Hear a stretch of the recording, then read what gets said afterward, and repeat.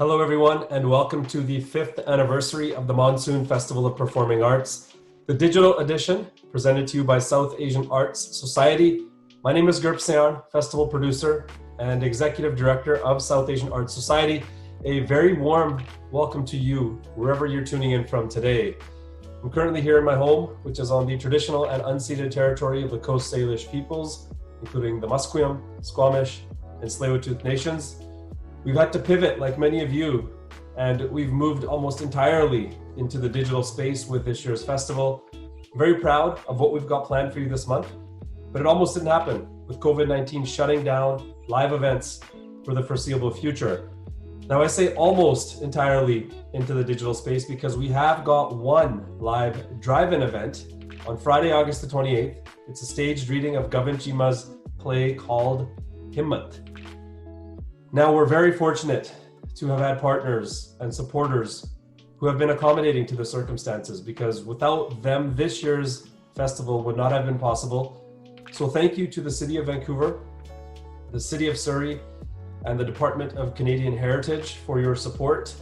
To our media partners, Omni TV, City TV, and Spice Radio, our digital media partner, Daily Hive, and our venue partner, The Culch, who have supported the Monsoon Festival since our inaugural year in 2016. So thank you to all of you very, very much. The Monsoon Festival it's a celebration and a showcase of local South Asian talent, the arts community here, featuring a host of different events. This year we've included dance, music, some theater, comedy, talks, visual art, and of course development workshops and classes throughout the month.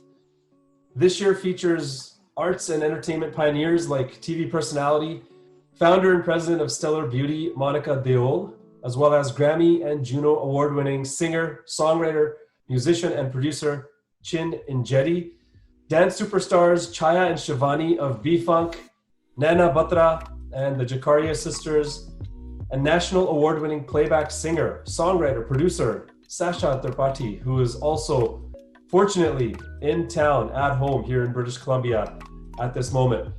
Leo award-winning actress, recently another Leo award won by Agam Darshi, and also comedian Sunny Taliwal will be presenting his brand of funniness and comedy. We've got time travelers and historians, the Nameless Collective, and many, many other artists who are participating this year as well. So we're very excited, and today we are kicking off the 5th anniversary digital edition with the launch of our Monsoon Marketplace, an online marketplace that'll be open from now until the end of August in support of local artists and featuring unique art pieces for sale throughout the entire month.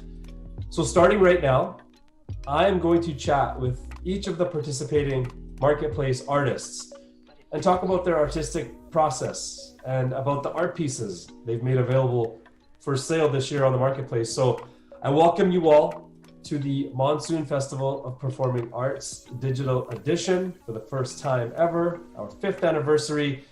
Now let's meet our incredible roster of Monsoon Marketplace artists.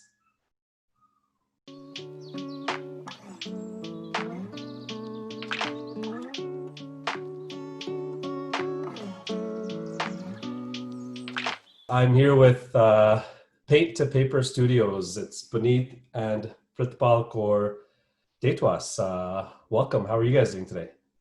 I'm good. How are you? Good.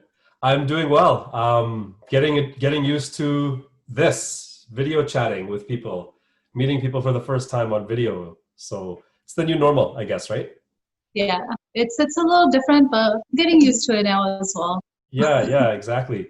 So I'm really excited actually to have you guys and your artwork be part of our Monsoon Marketplace. Your artwork is beautiful. I've been looking through your website, and I'm really looking forward to having you guys be featured in this marketplace. And part of the thing we wanted to do with this marketplace was support local artists such as yourselves who are doing fantastic work, and provide this platform as best as we can, this online marketplace for you to feature your work. And we also wanted to put a face to the artwork, because a lot of times you see artwork online, but you never know the people who make it. or what they look like or what their background is. So I wanted to make sure we had a conversation with both of you, to talk about, a little bit about your artistic practice and some of your pieces that you've made. So I guess to start things off, if you could talk a little bit about your background, both of you, in terms of yourself as artists, your training and anything like that. You can start from anywhere. I don't know who wants to go first, Puneet or Pritpal. We can speak in English, we can speak in Punjabi, it doesn't matter. Okay. Everything is good.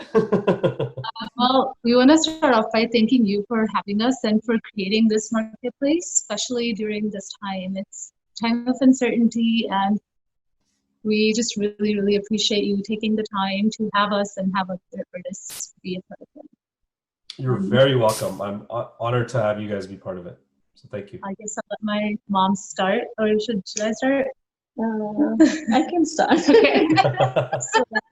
We don't do this often. That's okay. I did my master degree in fine arts in 1989 from Punjab, Patiala. Yeah. Okay. Patiala University there. Right? Yeah, from Punjabi University. Oh, wow. Masters in art. That's amazing. That's fantastic. So I was back home. Okay. Then here, but I continue my painting like during my other jobs. So, Right. Yeah. Okay. Right Okay. now, right now I'm working with the Surrey School District Board. I'm working with autistic kids. So Okay. who are unable to express their feelings. So I used to help them through art, how they can explain themselves better. Through the arts, you can reach people in a different way, whether it's art, painting, or music, or dance. Art has that power that nothing else really has, right? Yeah. It transcends language. Like there's some stuff that you can't read. It just comes through expression, whatever it may be. Yeah, exactly. Yeah, and that's sometimes easier to comprehend something really visual and physical instead of trying to read something. And I think it's undervalued sometimes, the power of the arts in doing that. So yeah, you're totally right. It transcends language and everything else. Any barriers, art has a way of transcending all those things. So that's great. That's fantastic work. And a master's in fine arts, that's amazing. It shows in your work as well. Yeah. And Puneet, how about you? I guess you learned from your mom as from a young age. My mom's been my mentor and my inspiration my whole life. Like growing up, we always had an art corner in the house. We moved around quite a lot, and no matter what house we lived in, we just always had that one space that was dedicated to art.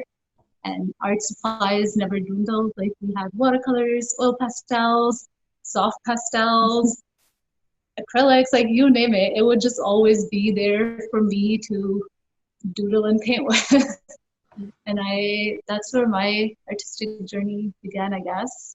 And then after I moved back home from graduating at UVic, I picked up the paintbrush again because I got back more into the painting side of things. I took some drawing classes before. Okay. But painting was something that I'd kind of been putting off for a while, I guess. Mm-hmm. Mom had been like, no, try oil painting, because she had seen me do watercolors, and I guess the way I did watercolors is similar to how you would work in oils, like with a lot more layering. So she had been pushing me to try it, and then one day I did, and I never looked back. That's a pretty cool childhood, though. You're very lucky. I know, like, when I play with my kids, I can't paint. I still make stick people when I draw. Like the circle for the head, the line for the body, and then arms, legs, done, right? So we have like art supplies sitting around. We have like this easel, chalkboard with paintbrush and stuff like that. And, I know nothing about painting. So the fact that you had your mom there with all these really cool supplies, really nice paints and brushes, and her teaching you, that would have been a lot of fun. As a kid. It was a lot of fun. Yeah, that was like my favorite thing to do. Yeah. And she would let me doodle on her canvas. Like I grew up seeing her doing like a lot of commissions that she would send off. Yeah. And I'd be like, Mom, can I paint too? And she would be like, yeah, dip it in the oil. And then she would give me like a little corner to just kind of mess around on, and then she'd like paint over it when she gave it to somebody. It's just, I don't know, it's something that we I did was together. really surprised when she painted like our dog in oil medium. Oh, wow. I never expected that she can do that because I was thinking she's good in oil pastels or like sketching, these kind of stuff. But first time she asked, Mom, can I use your canvas? And I gave her like my old canvas. I said, yeah, you can repaint on it. I was at work. When I came back, I said, oh my God, did you paint this? She said, yes. Then I encouraged her more, like you should go in oil painting. So Wow. So that's, yeah, I mean, you have to experiment, right? You have to try things and see what works. And sometimes it doesn't work and you try something else. That's part of the process, right? I know when you're making art, yeah, like the end, the final painting is the goal, but also like the process, getting there is also very important. Process is definitely the most important, and enjoying it too, right? You can't have that expectation that everything is going to be a masterpiece. Yeah, exactly. Like, well, that happens. But yeah, after I learned everything from her, I ended up taking classes at Canvas Method. It's a local atelier here in Vancouver. Okay. And I spent about 6 months training there, and eventually found my voice as an artist, or a painter, I guess I should say. Yeah. So I guess speaking of your voice, what is your, for both of you, what is your voice as an artist? I know you do oil paintings and watercolors, acrylics, you mentioned fabric painting. I guess, do you have a certain style or aesthetic or preference that you go for when you're creating? actually, I enjoy experimenting with different styles and different techniques and different ways of painting. Then you can create more. So experimenting is the key of creating more, like new things, right? Of course. Yeah. Yep. That's Sometimes you have to make things up and just mix something and try it and see what happens. Yeah. Right. So I'm learning from Puneet too, because she is like young, she's modern, right? Yeah. And I used to use my like old style with new techniques. So I'm now she's my teacher. the roles have reversed. Yeah. It's really cool. Like, she'll mix what she learned because she was classically trained when she was doing her master's. So she mixes some of that realism with modern contemporary art. And it's been really interesting to see that intersection. And then you throw in your South Asian heritage on top, and that just makes it that unique piece that's so you. So I guess we're not even trying to find our voice, we're just creating, and it just comes out by itself. That's what I've noticed with my mom's work. Right. And I feel like that's the way it should be. I mean, whatever you're feeling, right? Just let it come out. And painting in a competition, I just do for myself. Yeah. Whenever I feel like, oh, I should try this. And yeah, you'll just see her in the art room at like 12 at night in her nighty painting. I'm like, where's Mom? She'll just be in her own zone. That's cool. Is there a general theme you try to follow? Actually, my theme is spirituality. I want to study all the religions and I want to learn from them, like which way they are connected to each other, right? Yeah, so I've seen my mom practice different religions. Like, I grew up being exposed to Hinduism, Buddhism, Sikhism, like all the Eastern philosophy as a kid. And my mom's never been like, no, you only have to stick to one religion. For her, it had always been like, hey, believe in everything because it teaches you something. I learned from every religion. That's why her paintings are all about different deities. And just seeing how they send the same message has been an important lesson for me growing up too. Made me open-minded to all the religions as well and appreciate them. That's another thing. Yeah. So her theme has just been spirituality and meditation. Like, me and her meditate every day, and it's great. Just a day off with that morning practice or afternoon, whenever it happens. Yeah. During COVID, it's something that's grounded us both, I think, and it's cool seeing it through art as well. Yeah, I've been speaking of incorporating meditation for many, many years now. I haven't done it yet, but it's something that It's very important. I think it's very important. It's tough. Yeah. It's not easy. It's not just sitting in a spot and being quiet. It's more than that. Sometimes it's going out for a walk, like Yeah. that's meditative, right? You sit on a park bench, you listen to the birds for 10 minutes, and you're like, oh, hey, I'm in a different state of mind than I was 10 minutes ago. It's just whatever works for you. Yeah. It's not Yeah. strictly religious You thing can either, meditate even when you are working. It's not like you have to sit, right? It's your mind. Which way you're concentrating your mind. That's true. It's all in the mind. We think it's more body, but it's all in the mind, right? And I think for me, I don't particularly have a theme. I'm experimenting with oils and impasto, which is like on a little bit thicker. I'm just kind of all over the place. But the most recent theme, I suppose, I've been exploring is the concept of liminality, which is being in this transitional place.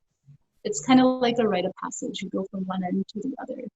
And I think COVID really brought that out, that uncertainty, the ambiguity that we're all going through. And we're in this transitional phase where like we don't know what the new reality is going to be after it ends.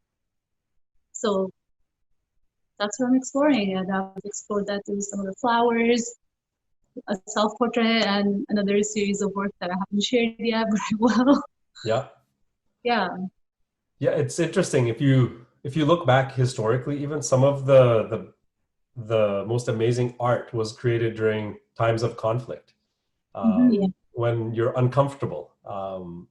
Everyone's uncomfortable right now. We're sitting at home comfortably, but we're not allowed to go anywhere and we can't see anybody. So it's very restrictive. And so I'm not surprised that this is when you're coming up with these new ideas and trying new things and, experimenting with different themes and different ideas.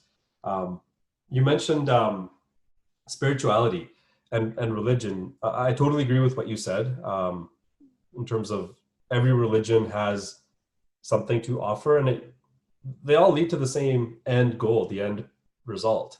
Sometimes the path gets a little bit, muddied by human beings. We're the ones who ruin things. But every religion is meant to take you to the same place, right? Absolutely. And also the difference of time. Like Shiva, he born like long time ago, and Guru Gobind Singh Ji is latest.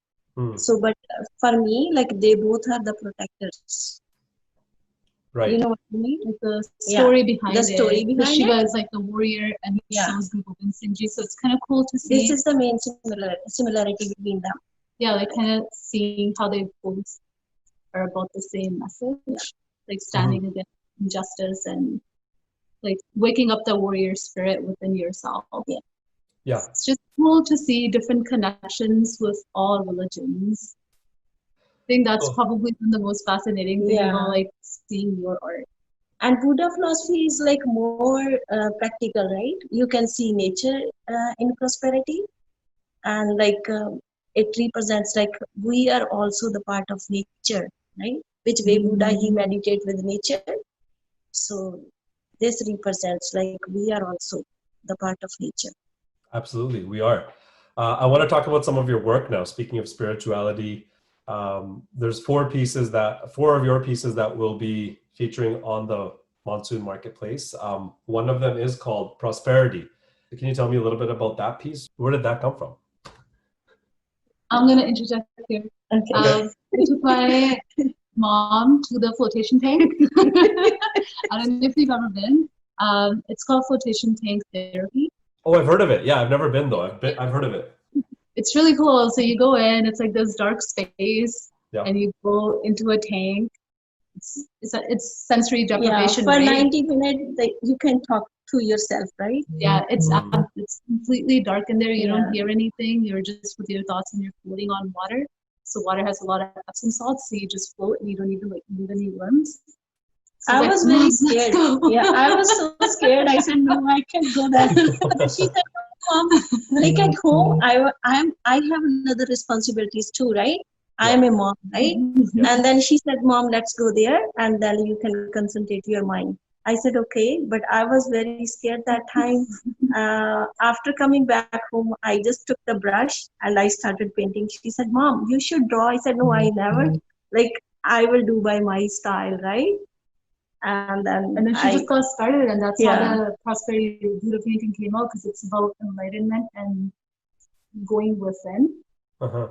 So I think it was kind of born out of that experience. Yeah. I just like to take credit for taking her to the flotation days. That idea was born. Of course, you should take credit. Being your own light. Yeah, I think that's what the message is. Being about. your own light. Being your own light. Yeah. Oh, that's a great message. And Yeah. it's cool. Like, you never know when you will be inspired when you're creating art. Like, you never expected it to be there while you're floating in water. Exactly. Right? She came up with like, oh, please, I got this idea, and I'm like, okay, you do you, Mom. Yeah. Okay, sure. Okay, that's maybe. It was really a new experiment for me, because here, like, I don't know about flotation tank. She introduced me. That's very cool. Can we talk about a couple of your other works as well? Like, there's Lord Shiva and Saint and Soldier. So Guru Gobind Singh Ji painting, it's like Guru Gobind Singh Ji was saint and a soldier, because he used to put gold on his arrow to protect the families. Like, if the person who he hit with the arrow, he wanted the family to have enough gold to be able to bury them or to make whatever the promise was. So it shows two sides of human beings, like the warrior spirit and the part of us that's more giving, more compassionate as well. Yeah, and that's what that feeding bodies. So he fought for injustice, right? So that's why, like, he was a saint too. He used to put gold on his arrow. Also, his horse and hawk, like, it represents his love for nature, right? Like he was always seen with the Nilakura and hawk. Yeah. So it's really cool. Like, she incorporated all those elements into a piece that's a bit more realistic, but also in abstraction at the same time. Yeah. You can miss it if you quickly look away, but when you look at it, it's clear. It's right there. I'm looking at it right now. So it's a very cool piece. And how about Lord Shiva? Lord Shiva is a warrior spirit, right? Who protects us in a good and bad time. Mm-hmm. So that's what I found in between Shiva and Guru Gobind Singh Ji. They both are the protectors. Only the difference is time difference. Like, one was born earlier than the other. Yeah. Right. But essentially, the message, I think, was the same. Because Shiva's way was like he was a warrior as he meditated, right? But Guru Gobind Singh Ji, he was more practical. Like, he got married, he has 4 sons, and this way, like, he was forced to fight injustice. Yeah. It's just everybody has a different path, I guess. But a lot of people who do worship Shiva, I go to the mandir sometimes. I believe in him. It's to protect you from good and bad times and to have that discipline. Even in Guru Gobind Singh Ji's Bani, like, De Shiva Var Mohi Hai, he's also remembering Shiva, right? Mm-hmm. So seems like same to me. I don't know. It's like the more you read the Bani and the words, you kind of realize how interesting the religions truly are. It's a time difference. Yeah. Even in India, I went to Hemkund Sahib, where Guru Gobind Singh Ji meditated. Mm-hmm. And on the backside of the Gurdwara, there is a Shiva temple too. Oh, wow. Yeah. That's amazing. Same place. Yeah, I remember going there as a kid. It's pretty interesting. Yeah. That's cool. Yeah, it's kind of cool. Like, I grew up in India, so we traveled around quite a bit, went to different mandirs and gurdwaras, and you usually find a gurdwara, mosque, and a Hindu temple near each other. Mm-hmm. Mm-hmm. And it's interesting that people live like together throughout this whole time. We see a lot of unrest today between the religions, but I think it just kind of gets politicized. Well, our people have existed together for so long, for centuries now. Mm-hmm. Yeah, politicized in media. There's more harmony than is portrayed. There is conflict as well, of course, in the world. It's always going to be. It's always going to be there, but Yeah. yeah, it's just like any negative thing gets more attention. Like if someone does a jugli about somebody, Yeah. jugli will travel, far and away, thousands of miles away. But if somebody does a positive thing, they volunteer for a good cause, nobody cares, right? So bad news always travels. Good news, nobody wants to talk about it. That's just the time we live in right now. Hopefully it'll pass. Yeah, hopefully. And your final piece, I'm gonna mispronounce this, so Puneet, I'll let you pronounce it. Amor de Flores. Amor de Flores. There we go. Okay. I love flowers. Literally named it that. That's more about liminality and how flowers come and go. And I turned it into a still life painting. So I just love doing still life paintings. Sorry, a still life painting? Still life painting. Like still life painting. Still life. Yeah. Ah. So this was in, sorry, my dog's a little whiny right now. That's okay. He's all by himself. Like, what is everybody doing far away from? Bored, right? Okay. She's gonna. Yeah, no worries. It's okay. It's all good. That painting, for me, it was about seeing how flowers come and go. Because I only had a small window to finish it. The flower was literally just gonna die. Right. So it's kind of cool just capturing it in its glory almost. Yeah. So is this? So did you paint? So you painted an actual, like, flower plant? Yeah. So we had like plucked the flower. It's okay. That's okay. He can be in there, or she can be in there. Yeah. So I had the flower. We clipped it. Sadly, had to do that for a painting. Yeah. And I put it in the little thing that I used to water my plants with. Right. And I painted it together. Oh, and I cool. only took hours to paint it because it was gonna die. So yeah. Right. Yeah. Okay, so that's really cool. I thought maybe you just imagined it and just painted this, but you actually were looking at that thing. So with most of my work, I don't even work from photos unless I absolutely have to because of COVID now. But usually for portraits or anything, I like having the person there, having them pose, and I paint from that. So you capture the essence more, I think, because the more you look at something, the more colors you see, and the more just you see more. Mm-hmm. You can't see it in a photo because it's stagnant, right? Like it's just that moment that's captured with the camera. But our eyes are the best cameras. So why not have the object there and try capturing it?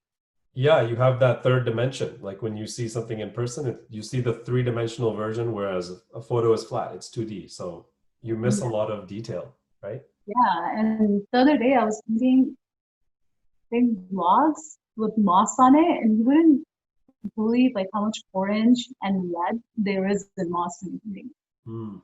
It's just the longer you look at something, the more real it is. You can see more. Yeah, you see more colors, for sure. Yeah. It's not just green. Yeah. Yeah, exactly.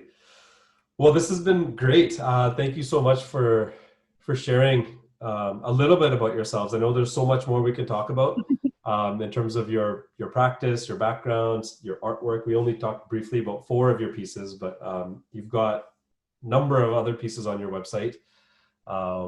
And we'll be featuring these 4 pieces on our marketplace. And yeah, again, I'm excited to have you guys be part of this. I guess before we end this, is there anything you're working on right now that you want to mention or you want to talk about? Any project or any painting or any piece, either of you? Right now, I'm working on plein air painting, which is you go outside, you pick a spot and you paint it, and you try capturing that light, whatever is there in that short amount of time. So I've been hitting up a lot of different lights with the easel, and I've just been standing there and painting them, and it's been great. People are like, what is she doing? She's just standing there. Yeah, but people get really curious. Like, the amount of people who come up like, oh, hey, can I just look at it? And then I'll move away and they'll just stare at it for a few minutes. It's great. We captured the shadow. Like, it's a nice way to just interact with people and be socially distant at the same time. Yeah, that's true. That's important, right? Social distance right now. Oh my God. Yeah. Even in a park. Yes, even in a park, yeah. And how about Prithpal, how about you? Is there something you're working on now or? Right now, I'm working actually nature with Gurbani quotes. Hmm. So she's Like connecting. how explain our gurus about nature. Like I can see quote, like Balhari Kudrat Basya, Tera Rang Na Jaye Rasya. Means like how nature is colorful, like I sacrifice myself from your nature. So I'm working on this. She's working on connecting with Gurbani and nature. Very cool. Yeah, that's great. I can't wait to see. Yeah, that's fantastic. Thank you again so much for taking out some time to do this. And yeah, again, looking forward to working with you guys. Thank you for having us. Thank you for having us. No problem.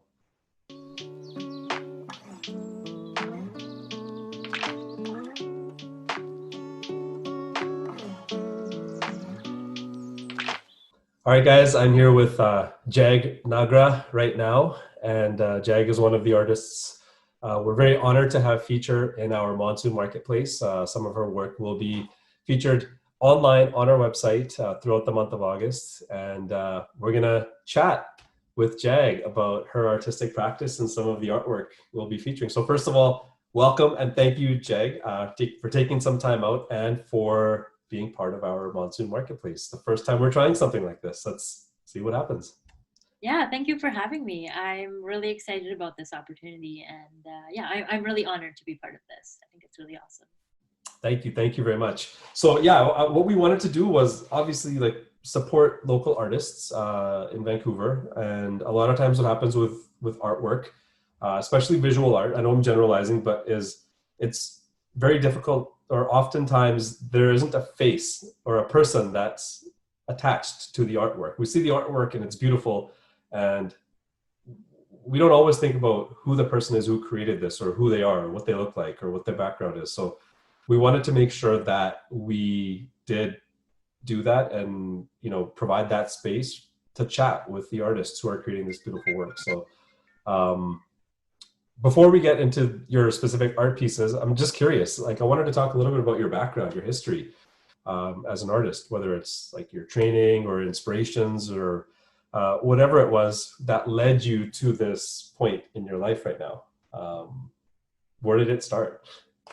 Yeah, I actually went to school to be a graphic designer, and I graduated back in 2006, and I got a job pretty like a couple months after I graduated, and I was an in-house designer for a marketing company. And after a couple of years of working there, I was like, this is soul-sucking work. Like it's you're in school and you're doing all these projects where you have full creativity over them. And then when you hit the real world, it's like, oh, I have to go through all these different levels of like approvals and revisions. And it was just like sucking my soul. So then I wanted to quit the job, and I was like, what skills do I have that someone would want to hire me after this?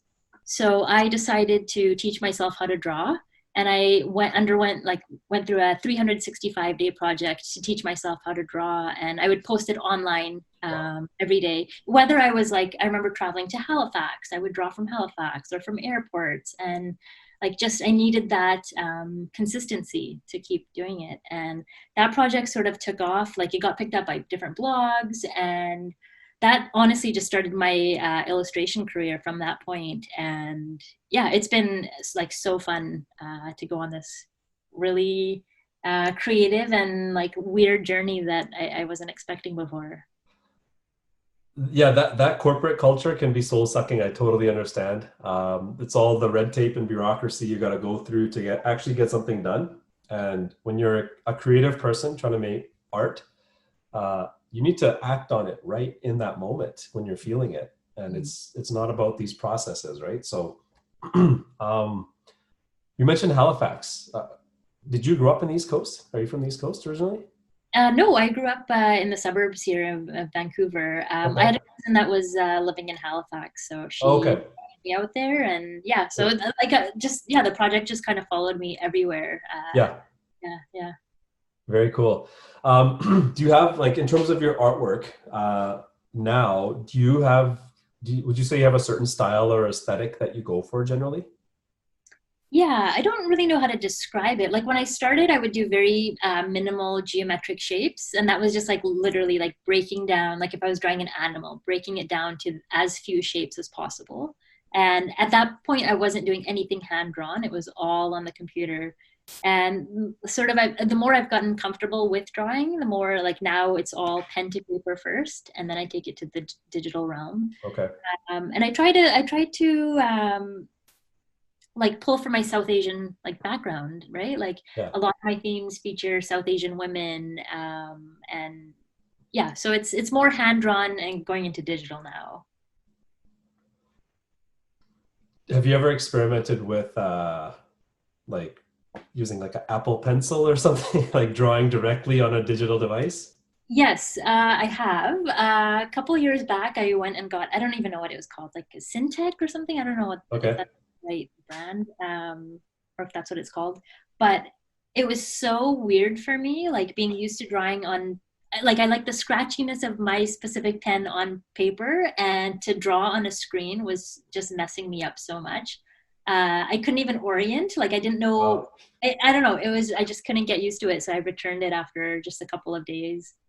So I like just like I have a stack of computer paper that's glossy, and Mhm. that's what I draw on. I don't even have a notebook. I just draw in there and I file them away afterwards. But I like the hand drawn quality with it. Yeah, you're right. Actually, there's a different feel,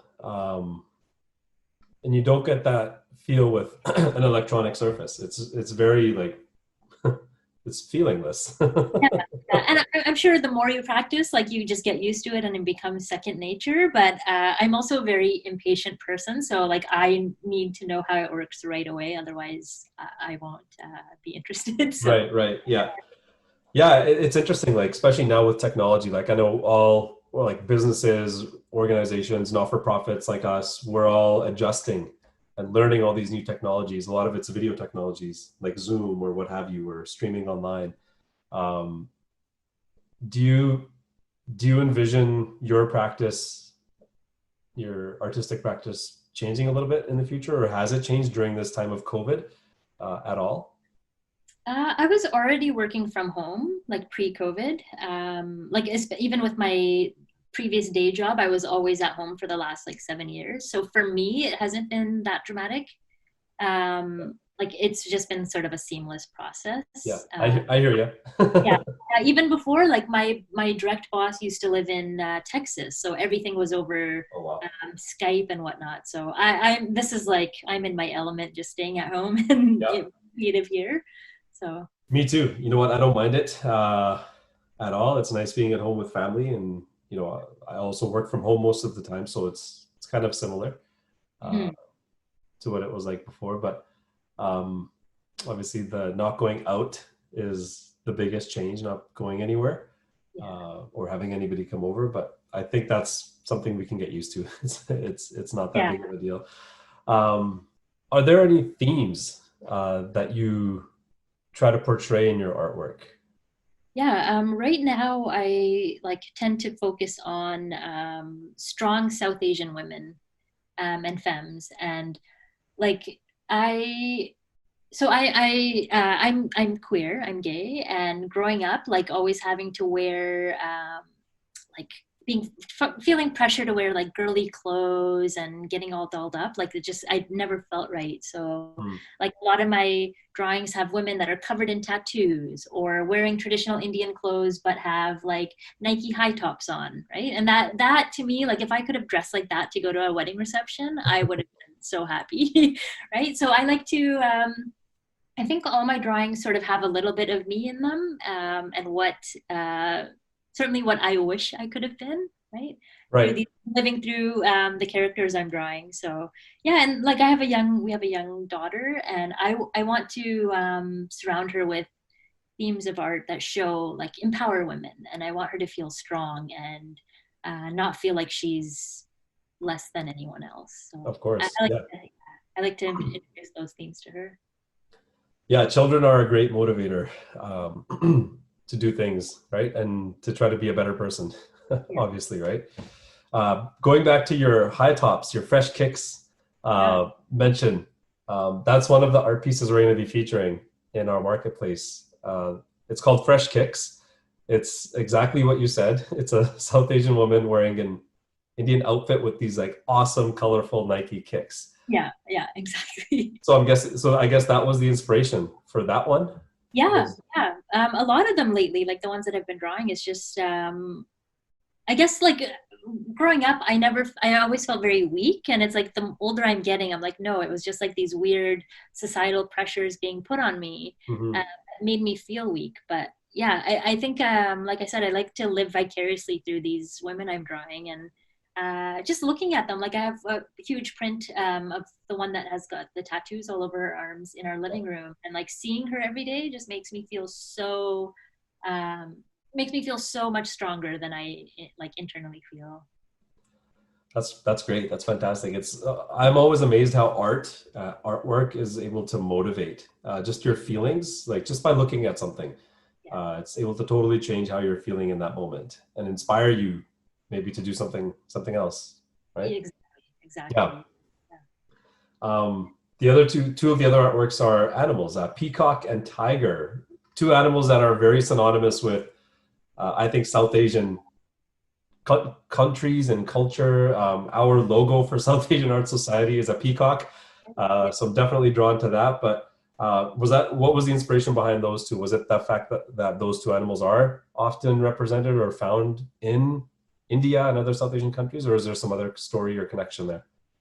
Yeah, I think also just like they're just so majestic, right? Like even I was thinking back when, I don't know if this problem is still happening, but in Surrey, when all the peacocks were like smashing all these luxury cars and whatnot, like, I don't know, they're just, tigers and peacocks are, like you said, like synonymous with South Asian culture. And I like to pull in a lot of colors. Like nothing that I do is very bland in terms of color schemes. Like, and that again is also inspired by how rainy and cloudy Vancouver is in general. Like I just get really depressed during the winter. Like I just get so moody. So I like to surround myself with bright colors, and that's how, like, even when I'm working, the more colors, that's what inspires me. So I love the colors. Your colors are so vivid. I've looked at your artwork for weeks and months now, but again, I'm just looking at it now live.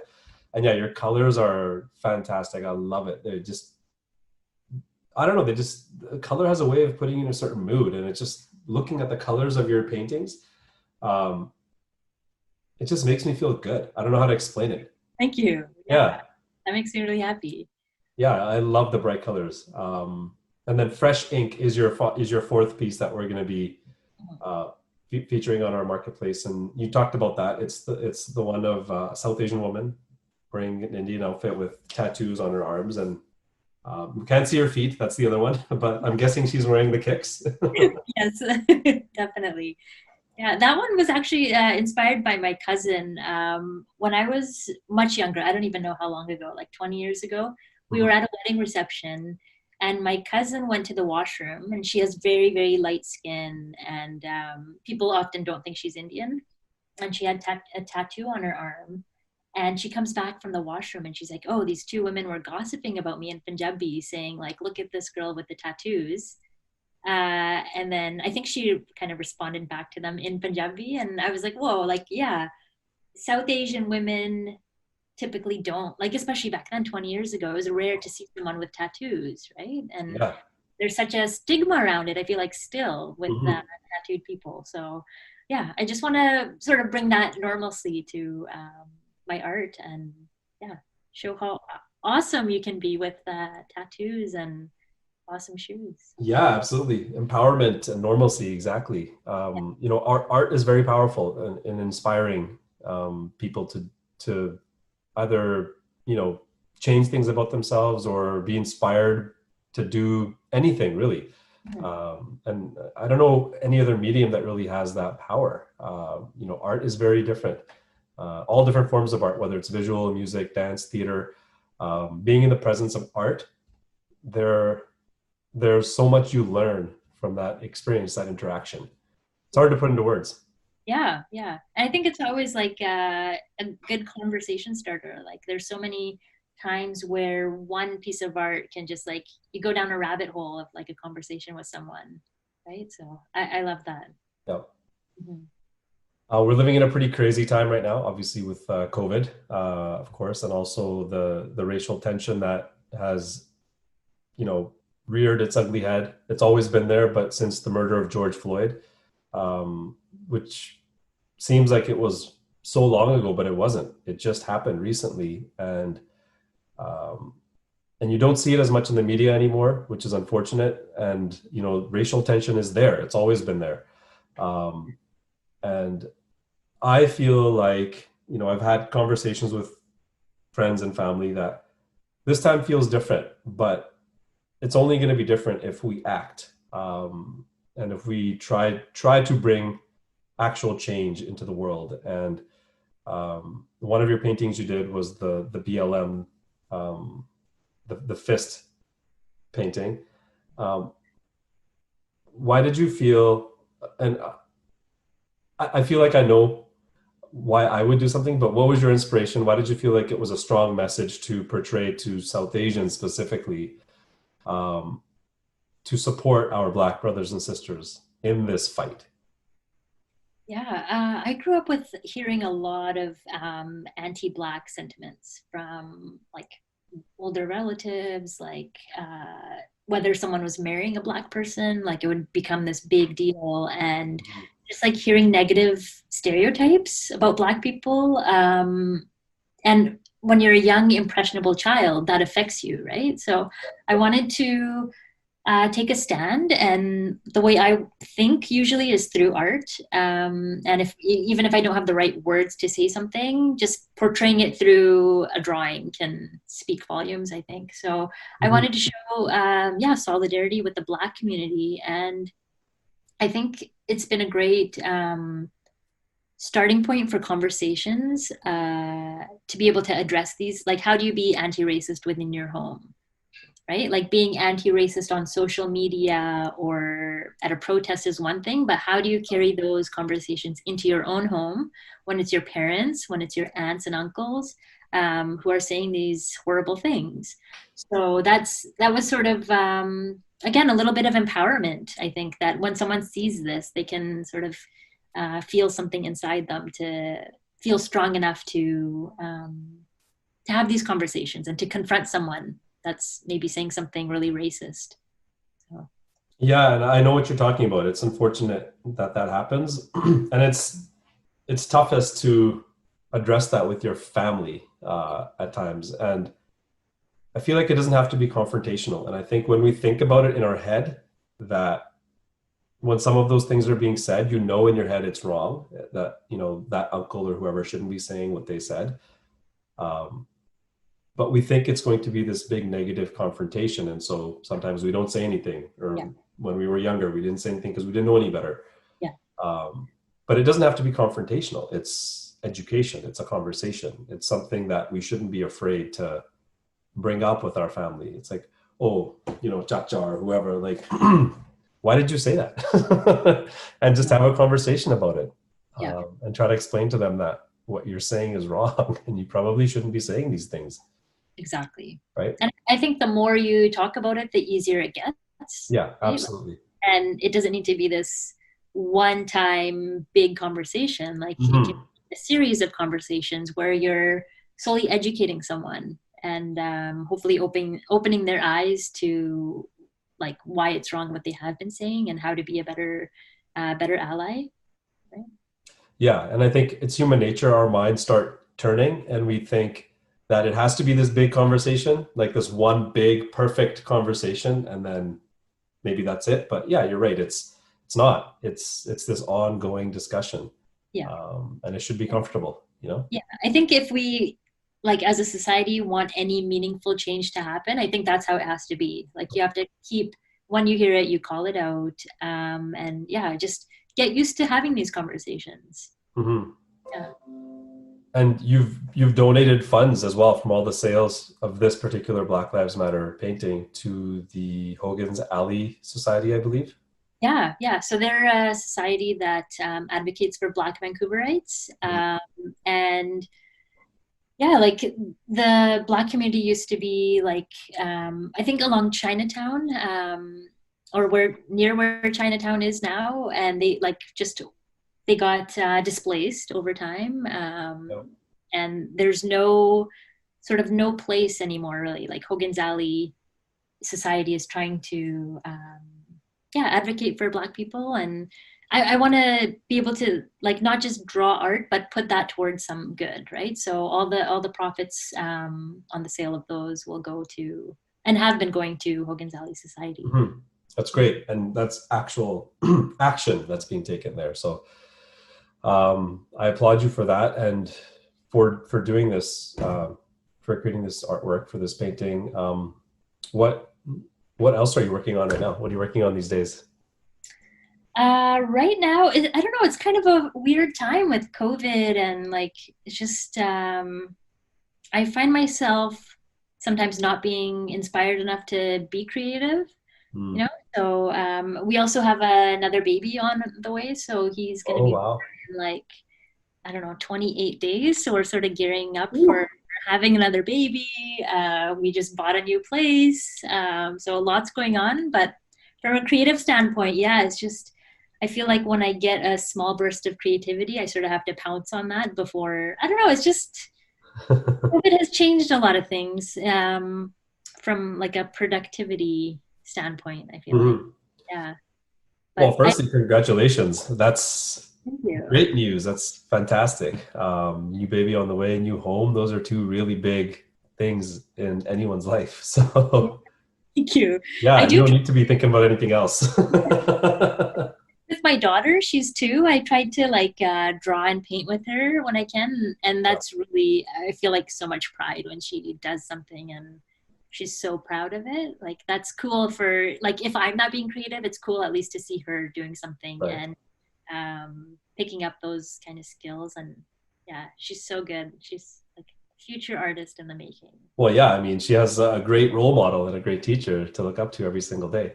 Yeah, it's cool. It's cool to make art with her. Like I always thought, like when we were expecting her, I was like, it's going to be so awesome to make art with my child, and it really is. Like, it's so awesome. Yeah, they're sponges. Like they take in everything. And a lot of times you show them something once and they'll remember it. Yeah. Even at that young age, right?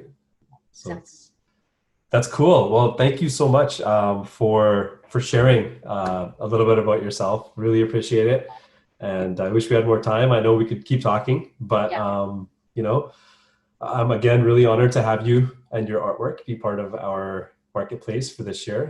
Again, it's something new we're trying out, and haven't done this before, so it'll be open, whatever that means, for the entire month of August on our website.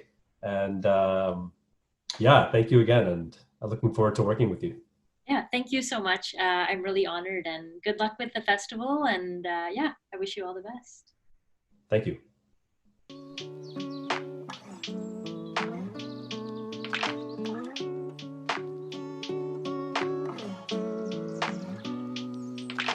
Hey guys, I'm here today with Sahil Marok, and he's another local artist here based in Vancouver. And we're very fortunate to have some of his work featured in our Monsoon Marketplace this year. Again, it's something new that we're trying. Very excited about it, and excited to learn a little bit more about Sahil as well. Sahil, how you doing, my friend? I'm doing great. Do you want to meet my mom? She's right here. Yeah, for sure, man. Mom, I'd love to. This is Mom. Hello. Hello, how are you? I'm good. How are you? I'm doing really well. Walking at the wrong time. I'm so sorry. I did not. I thought you were talking to a buddy or something. Yeah. Sorry for interrupting. No, it's all good. This is perfect. That's awesome. Man. Love it. Great intro. We're very family oriented at the studio. No worries, man. I might have my kids come in any minute as well, so it's all good. But this is how it is, right? This is COVID life these days. Yeah, definitely. I know, like as artists, many of us, we work from home anyways, but now we're always working from home. Yeah. So absolutely. How's that been for you, man? How's it been being at home more than normal? It's been really interesting. So I was finishing my degree in May from Emily Carr, majoring in communication design. And so when COVID quarantine hit, it was like mid-March, and we were gearing up to like the last couple of weeks of our grad presentations. The way Emily Carr's final year is structured, you do one massive thesis project. So for 8 months straight, you're doing 4 months of research, and then the final 4 months in the spring term is building the project and whatnot. So it was really interesting to almost have it all fall apart, but then still build it up to something really meaningful. Working around quarantine and working from home, not having the projects to being the scale that we wanted to, and also the projects were intended to be at a showcase at the end of the year. So we didn't have our art gallery at the end. So it was weird, a really weird transition to be like student life into quarantine life and having so much introspective time. It's like, I spent so much time being a student. I didn't realize there's other parts of myself that I haven't really explored or looked at, or like, what do I like besides school and besides design? So yeah, it's been crazy. That's really interesting, man. Yeah, we get caught up in our schedule, whatever it is, if it's school or Absolutely. work or parenting, we get caught up in whatever it is, and we forget about that self-care sometimes. So it's so important. I agree with you, man. And I think it's been a time where many of us have had a chance to do that now, because we do have a lot of time. So in that sense, it's been great. We've been fortunate. But you mentioned Emily Carr. So you're graduated now. Yes. You're a grad of Emily Carr. So Yep. What's next? Like, I know it's COVID still, but like, what happens next? What happens now? A lot of learning. I think after finishing school, I realized there's a lot of aspects of the work and a lot on the back end that I wasn't really understanding before. And that is because I just wasn't in a context where I think I could learn design and business at the same time. So the last couple of months for me since school ended, welcome to the studio here. This is my studio in North Delta, the Tilbury area. Backstory on this space is my dad's a heavy duty mechanic. We have our own business here in Delta called Motorway Truck and Trailer.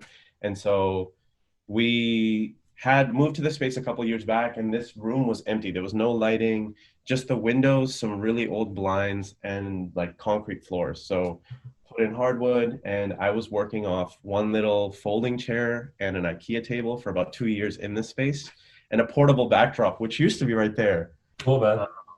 But after school ended, I've had a lot of time to put into the space and really make it, based on my experience at Emily Carr and other studios and everything I've seen, as like, I can build a table by myself. I know how to do that. I can buy all the gear that I need.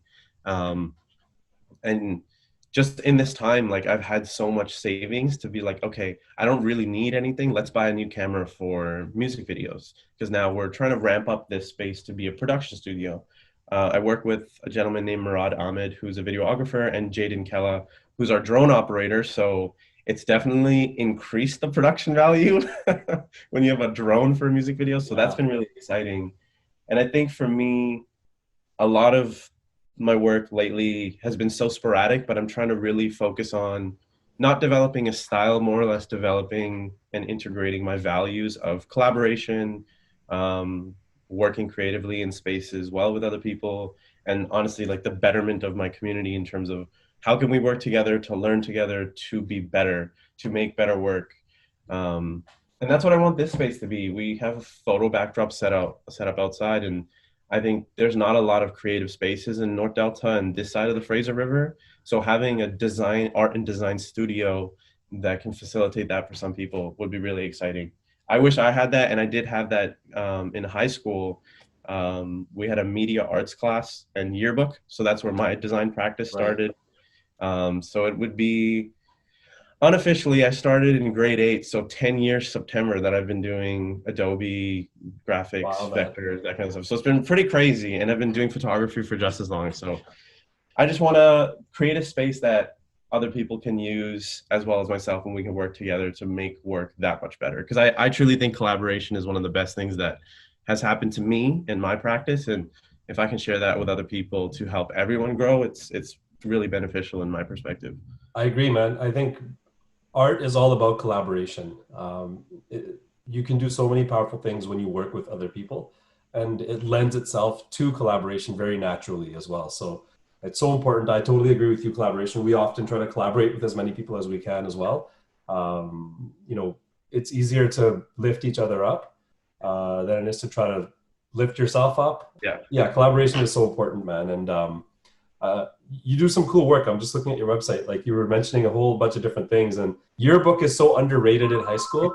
I encourage like all high school students to get involved in like yearbook and band and all these things that you might not think are cool at that time, but I was a band kid for 3-4 years. So yeah, it was so much, really man. interesting experience. Yeah. So you create album covers, you do poster design, illustrations, photography, clothing, video production as well, which you just mentioned right now. So that's a lot of different things. I mean, what would you say is your first love? Like what really got you your artistic side of your brain flowing? I know you said you were involved in yearbook in high school, but was it photography? Was that what really got you involved?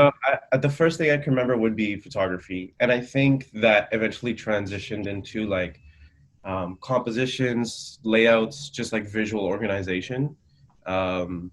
Having a photographic background before going into communication design was really nice because, for example, doing layouts, it was easier for me to understand how to take a photo to fit a piece or a layout or something like that. So photography would be the first thing that I started with.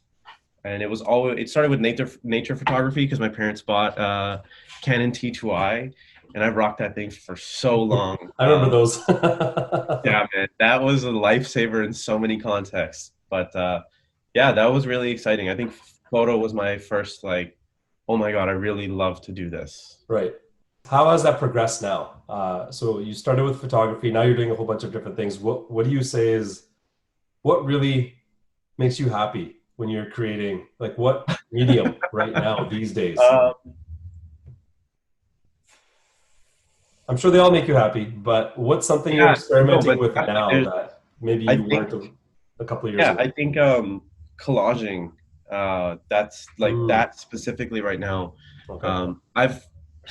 My collage like experimentation started because I didn't know how to make rips in Photoshop. Okay. So I got down to printing out everything, tearing it all up, scanning it in. And I think that is influenced by a lot of my colleagues at Emily Carr, who also had those aesthetics, and just seeing them and their processes has definitely influenced how I do my collaging.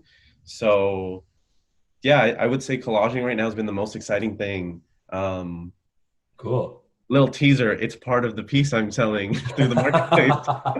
That's what I was trying to lead to that. So that's great. I'm glad you brought it up. Why don't we talk about that actually? Let's talk about the piece and show it as well.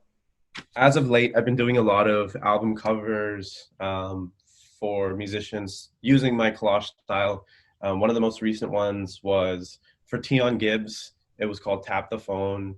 And it was really nice because it came at a time where I was kind of transitioning my social media presence to integrate more of my design, photography, everything into one Instagram account.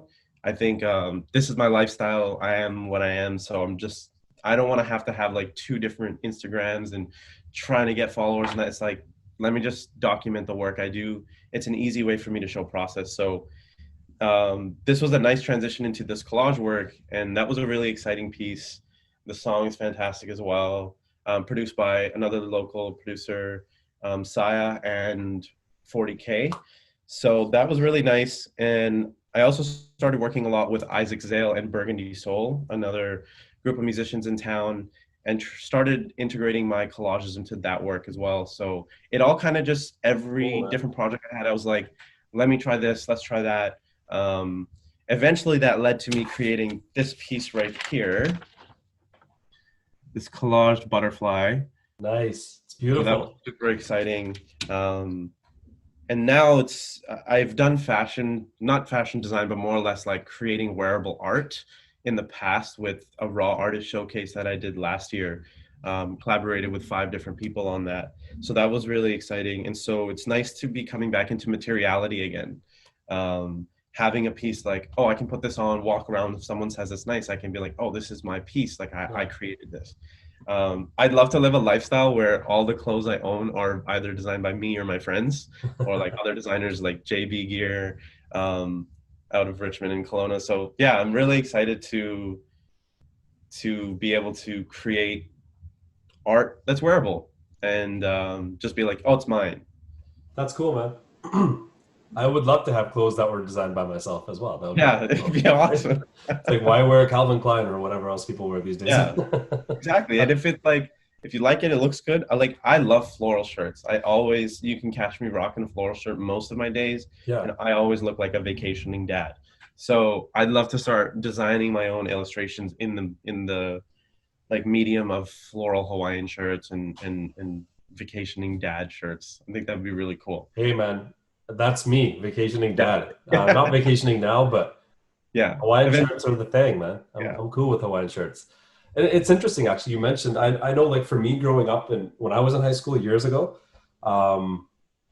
brands were a big deal. It was cool to have like a brand, like whatever the brand was, maybe Calvin Klein or even like Fila or Nike or whatever. Yeah, it's cool to have that brand. But now I feel like the generation doesn't care about the brands, and that's kind of cool. Like it's more about comfort, and if you like something, just wear it. If you like how it looks and feels, wear it. It doesn't matter what the brand is. 100%. I think that transition has definitely come as like people are understanding fast fashion as well a little bit more. Yeah. And like I have friends who I like to find a piece that's unique, and I think more people are transitioning to that, like the thrifting culture and all that. You're looking for the one-offs that I don't want to go out and be like, oh, I have this jacket that 20 other people have. We're all wearing it at the same place. Yeah. And so for me, finding a unique piece is really exciting. And some of my favorite brands locally, like I mentioned, Julian Bontorn, JB Gear earlier, Rebirth Clothing, my friend Hugo, In-House Made in Sans Parole. These are all amazing local clothing companies and brands and artists that are creating unique approaches to clothing in general. I did a shoot recently for my friend Gavin Mahill and Alina Jawani. They created a line recently called Anomaly. So there's just so much work that's been coming in that's art in so many different forms and through so many different lenses. And it's nice to say like, oh, I'm friends with these people. I can go and ask them like, hey man, can you tell me like, what's your perspective on this? Or can we work on this piece together? Or, hey, like, I need advice. I need to print a butterfly on a shirt. How can I do that? So it's amazing that it's like a phone call away from these amazing designers who frankly make better clothing than most clothes out there. So. Right. Yeah. Cool, man. It's great that you have your hand in so many pots and you're so inspired and you love what you're doing. It makes me happy. It shows me that, you know what, this generation of artists and creators is going to do some real different and really cool things. And that makes me happy. I'm happy to see all the work that you and your friends create. And you're working on some new projects, collaging. We've seen the one piece that we'll be featuring on our marketplace, the butterfly. I'm just calling it the butterfly. I don't know if that's what you call it. I don't think I have a name for it, but yeah, butterfly for now. Yeah. I mean, let's call it the butterfly for now. Last question for you. I mean, in all of the work that you create, not the contract work, so not the work where you're doing design work for people, but like this collage piece you created for yourself. Do you have any themes that you generally have in your mind when you're creating, or is it more, like a lot of art is created in the moment, what you're feeling at that time? So I don't know if you can talk a little bit about that. If you have any themes that you purposefully think about when you're creating? I think less themes, more just like trying to keep a certain mentality. As a designer, artist, and also a business person, it's tough to do personal projects. It's tough to take time to yourself. Most artists can agree with me on that. And like design work in itself is doing a lot of work for other people. So it's rare when there's moments like this where I have like, hey, I've created this piece as a representation of myself, as a representation of what I'm doing. It's more focused on like, where am I now and how can this work speak to where I'm going? And with collaging, I think it's definitely pulling from so many different parts of myself of photo, of materiality, of almost like a visual representation of collaboration between the different parts in the pictures. So I would say more or less just like, how do I feel right now? And how do I want to feel going forward? And sometimes that means like a piece comes out that's very like alone. Oh, sorry, not alone, but lonely. For example, Right. like we shot a music video with that theme a couple weeks ago. And so it does change a lot, and it is really relevant to my feelings and like, I think how I want to take the work and see it change. But it's also a lot of stop thinking about making money, stop thinking about making this for someone, because I'm an adult now. I'm officially not a student. So those kind of fears of, wow, I really have to start merching myself. I really have to start charging people. And how do I have those conversations like, hey, I can't work with you anymore for free? Really tough conversations to have, Yeah. easy to talk about. Just be like, oh yeah, just tell them you're going to start charging. But then when it comes down to the relationship you've built with someone, my belief from the start has always been, I want to grow with the people I work with. I want to be friends and family with them. And I can safely say almost everyone I work with, I have that with. Mm-hmm. So yeah, it's, I would say like, to boil it down, long-winded, but to boil it down, integrating ideas of how I feel right now, how I want to feel going forward, and like trying to pull every part of myself into one, almost like consolidating the different parts of me. Right. That's great, man. That's the way it should be. I think there's nothing wrong with that. And I mean, art is it's very personal, and you know, a lot of times during conflict, like we're in a time of conflict right now. Yeah. That's when some of the, you know, the greatest artwork has been created in history. So I would take advantage of this time. Whatever your thoughts are, you know, let them come out in your art. And it seems like you're doing that. So thank you so much for taking time out, man, Thank you chat for with having me. I really appreciate it. I'm new to the community, and especially in the South Asian community. So it's nice to be able to exist in a space where I know the hip hop community and like downtown, and I know Emily Carr, and I also know that I'm connected to my community and myself being a South Asian male. It's nice to be like a bridge between two different worlds, whether that be South Asian and Canadian, or art and design and business and freedom and passion, and making those all one thing. So thank you for having me. I really appreciate it. No worries, man. Looking forward to seeing the final work that you're working on, the butterfly. Can we see that one more time before Yes, before we sir. say bye? There we go. Awesome, man. I love it. So that's a collage piece, and you're gonna print that on a t-shirt. Is that what you're saying? Yeah, I'm thinking of doing long sleeves. So Cool. yeah, just figuring out the logistics. But yeah, I'm excited. All right, man. Looking forward to it. Enjoy the rest of your day, and You too. we'll chat with you soon. Sounds good. Thank you.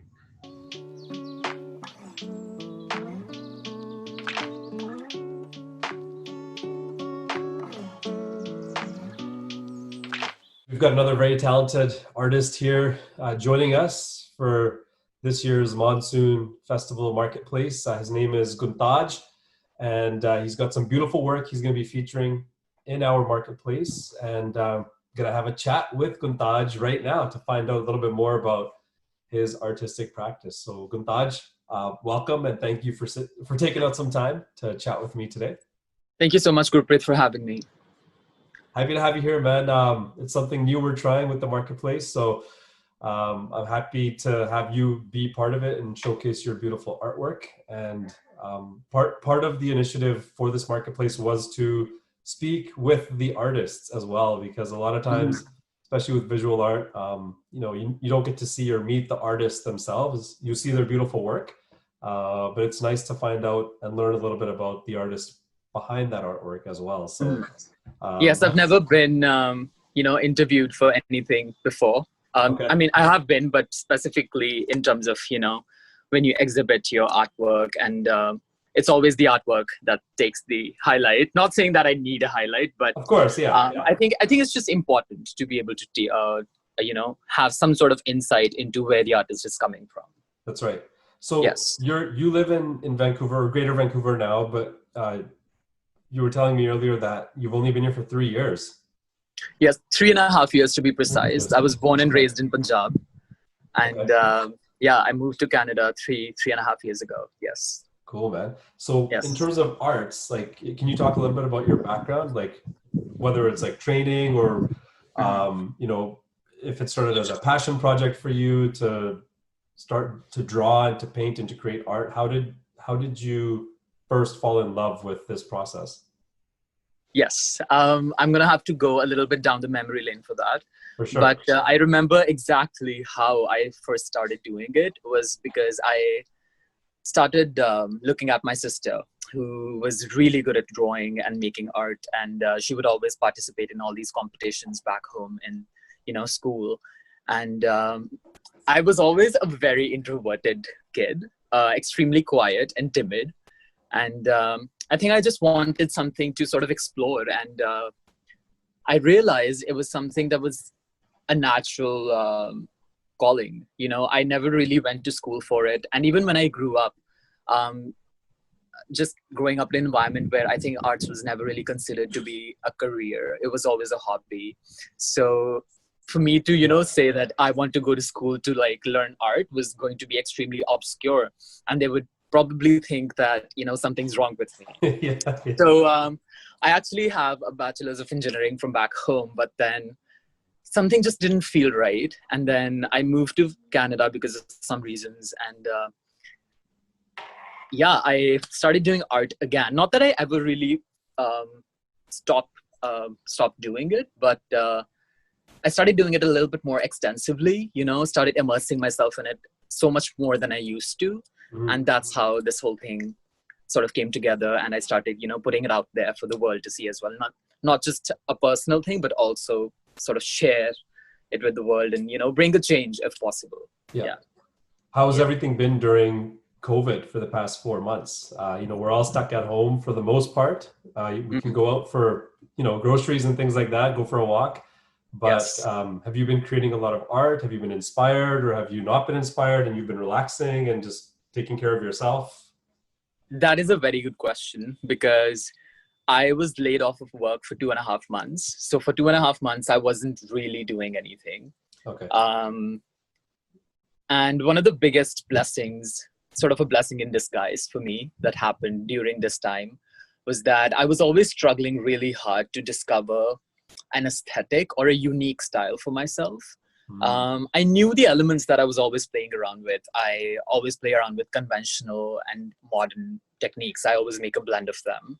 I knew I was doing that even, you know, pre-COVID, but there was a certain level of finesse, I think, that I achieved during COVID, simply because I had so much free time on my hands that I constantly kept making something, constantly, you know, started delving into like the depths of achieving a certain level of finesse. And the biggest thing that happened to me as an artist during COVID, or specifically during quarantine, is that I elevated in terms of the aesthetic and the style that I have in terms of the artwork that I make. Yes. So it was definitely a blessing in disguise for me, despite of the fact that the world was in chaos. And I do feel extremely sad about that. But yeah, personally, I definitely elevated, even like just enriched as a human being. We're lucky, we're privileged that we are able to still live comfortably during this time. Many people in the world are not. So the fact that we've got a roof over our heads, we have, you know, we're able to provide ourselves with food and water. We're very fortunate that we are in the situation we are in. Specifically, right? I feel like at this point of time, we should all be counting our blessings. Yes. Yeah, absolutely. I'm glad you mentioned aesthetic and style. I was going to ask you about that as well. So in terms of, I guess, themes, when you create your artwork, do you consciously think of any themes or ideas, or do you paint whatever you are feeling in that moment? I don't necessarily very consciously think of anything specific that I should be creating next. I feel like as an artist, there should be some sort of liberty or freedom in terms of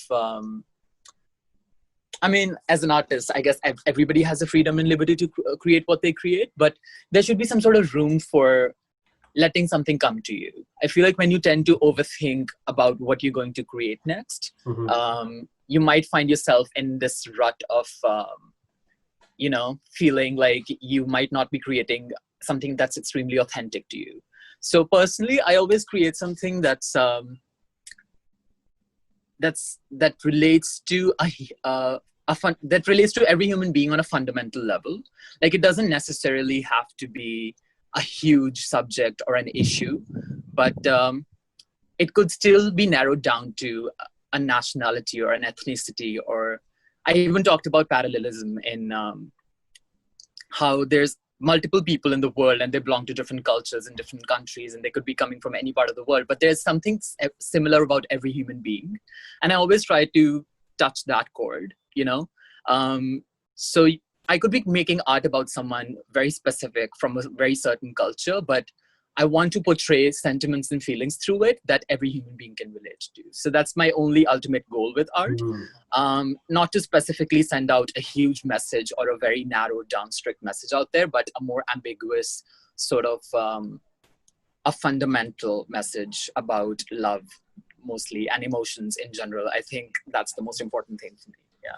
That's beautiful, man. And that's the thing with art is, everyone interprets it differently. It's open to interpretation. So, and the spontaneity is a huge factor. It definitely is. I feel like my best work has always come out of like those impulsive, spontaneous moments. Yes. Because it's not like doing a math, like I have a degree in math. It's not like doing a math problem. You follow your equation step by step and you will get the answer. It's not about the final answer oftentimes with art, which is sometimes confusing for anyone who maybe isn't used to either creating art or viewing art. It's not really about that product at the end. It's the journey to get there, right? Yes. Yeah. I mean, unless you're doing something that you're making for someone else, Of course, yeah.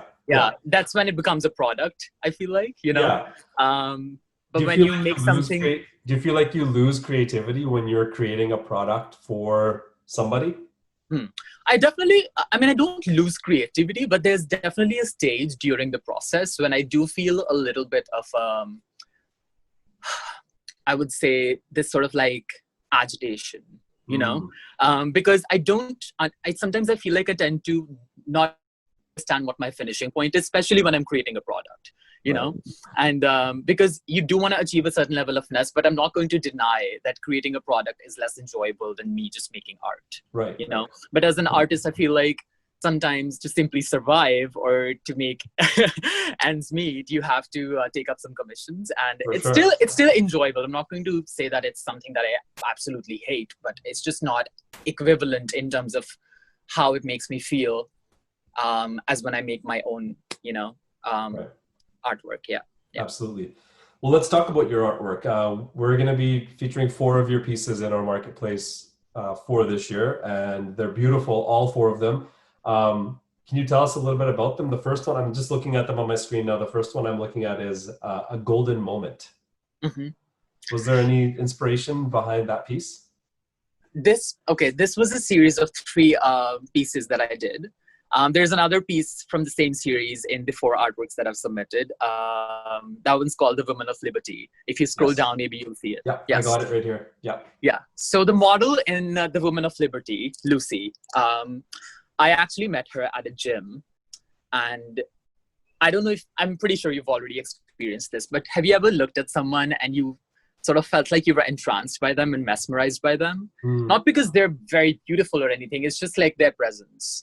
So that's how I felt when I first saw her. And then I decided right in that moment that I have to wait for her and I need to talk to her because I have to draw this woman whatsoever. And she was wearing jewelry as well, even when she was working out, and nothing heavy during the workout though, but she was still wearing some very visible jewelry, and that also intrigued me. And she allowed me to draw her, and then we met up and we took some pictures, and I ended up making this piece. But then while I was making this piece, I couldn't help but notice that she was wearing these really sort of unique earrings that can also be confused with the cross sign, Right. but they were actually not the cross sign because I asked her what they were, and they were traditional Egyptian earrings.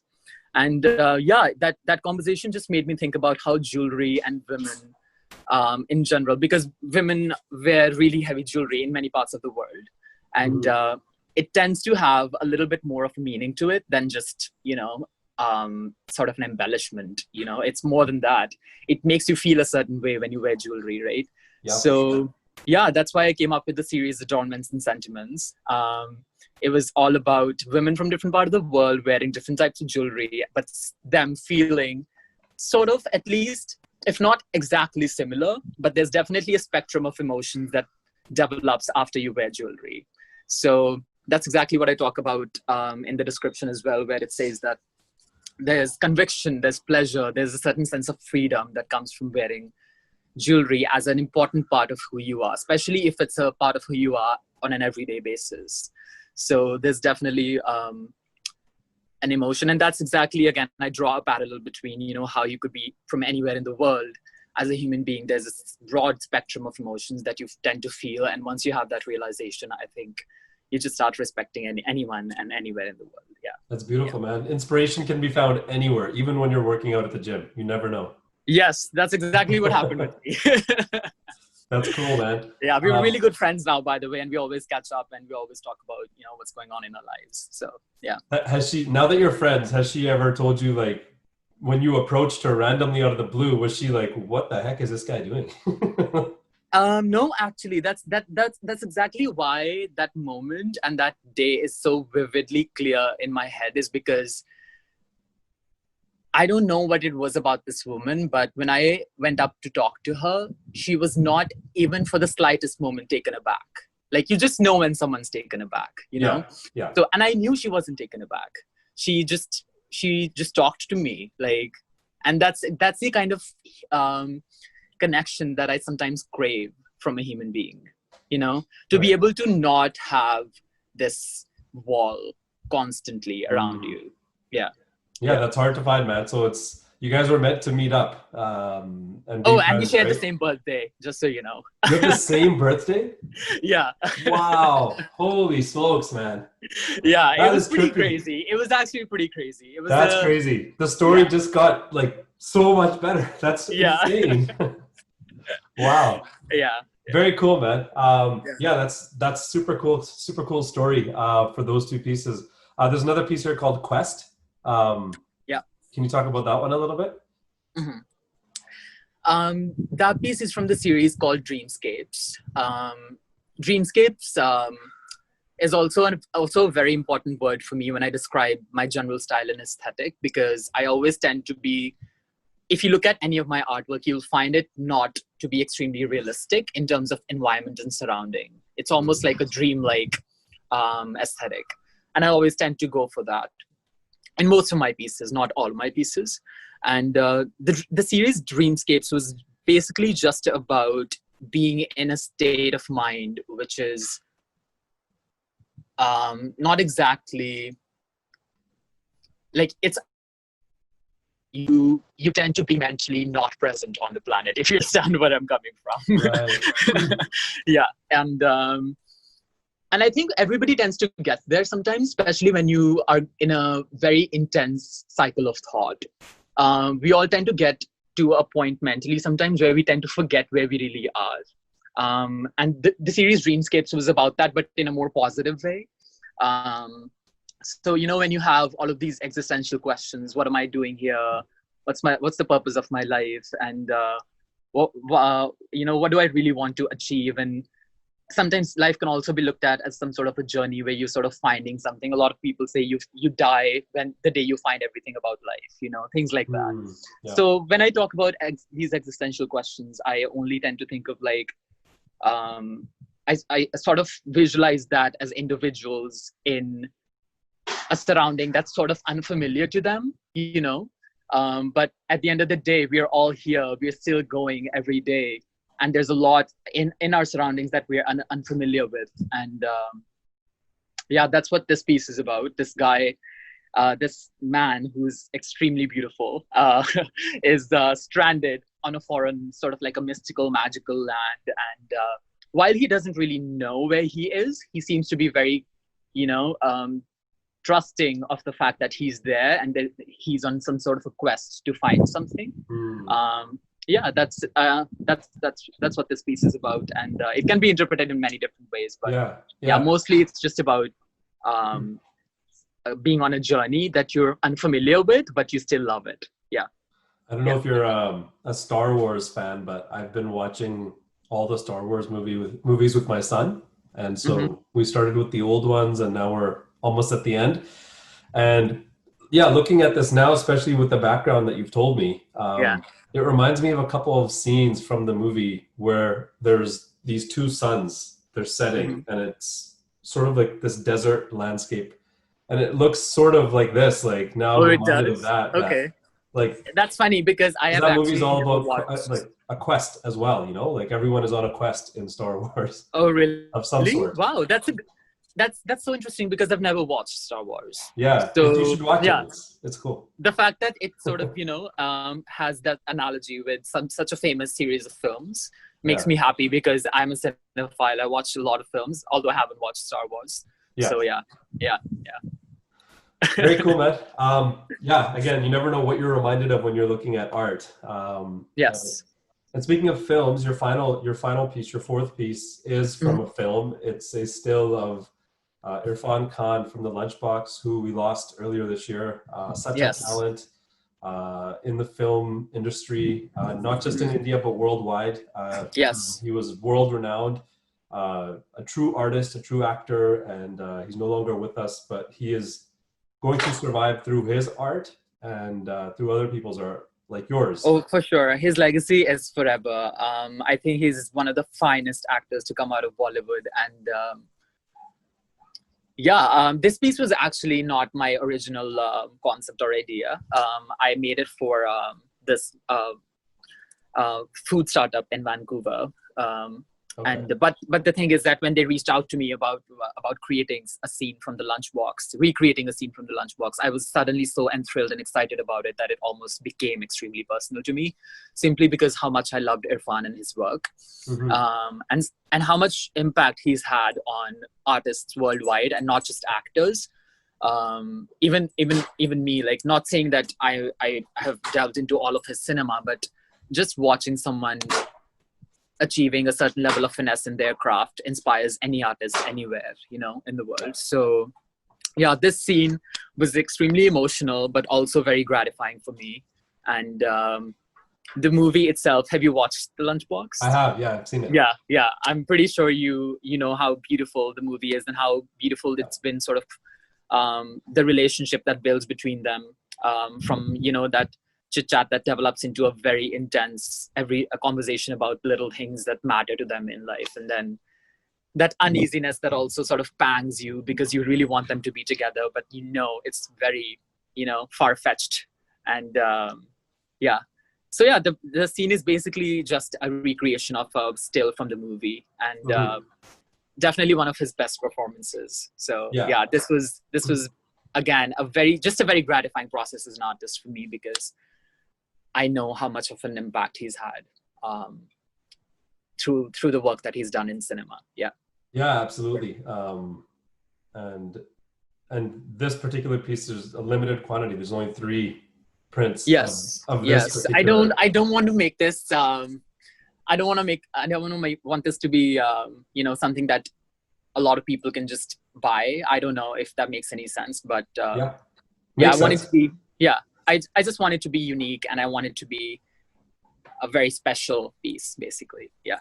No, absolutely makes sense, man. Absolutely. Yeah.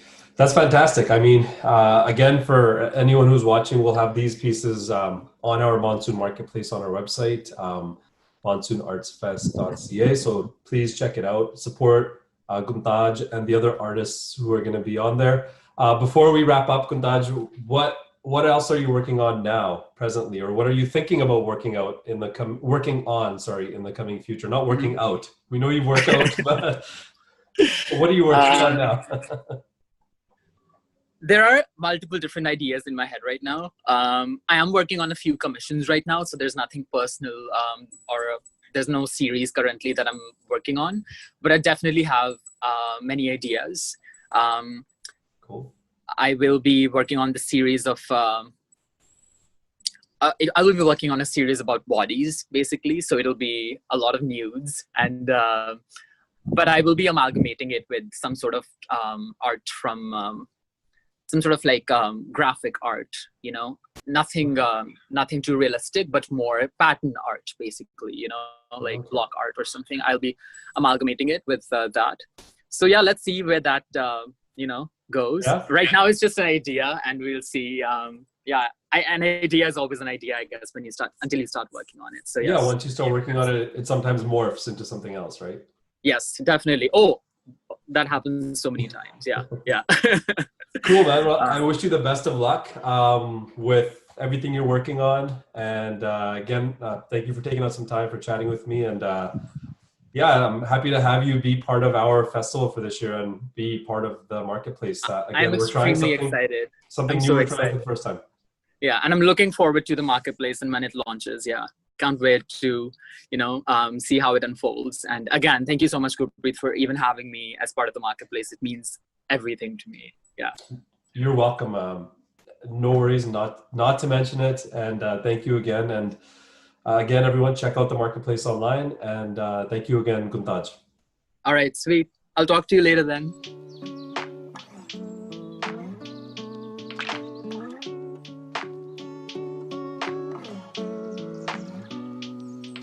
I'm here with Sandeep Johal, another one of the artists who we are featuring in our marketplace this year. Very honored to have Sandeep and her artwork be part of the Monsoon Marketplace, which is something we're doing for the first time ever. So I want to thank you, Sandeep, for supporting us, for supporting Monsoon Festival, and for letting us put your work on our website. Thanks. Yeah, thanks for having me. Yeah, I'm excited. I'm kind of nervous as well. Because it's something new, like e-commerce and live streaming, like we're doing right now. All these things, it's totally foreign, but it's the new norm. Yep, all these new things in the time of COVID. Yeah, totally right. How have you been? How have you been during the past few months, 3 or 4 months that it's been since we've been sort of stuck at home? Yeah, honestly, at first it was a bit stressful, just kind of not knowing what was going on, and then I totally just leaned into it. Yeah, and like most of my events got canceled or postponed. Mm-hmm. So I suddenly found myself with all of this free time, which I don't usually have. So I was able to like spend time with my son, and we did art projects every day. Cool. Which when my brain is like crammed full of my own projects, I don't get to do as many art projects with him as I'd like. Yeah. So that was really great. I got to spend some really quality time with him. I got to just lounge around in my pajamas all day, which was amazing. And just to be honest, like I really enjoyed the pause. I think I needed it. I think society needed a little bit of a pause. Yeah.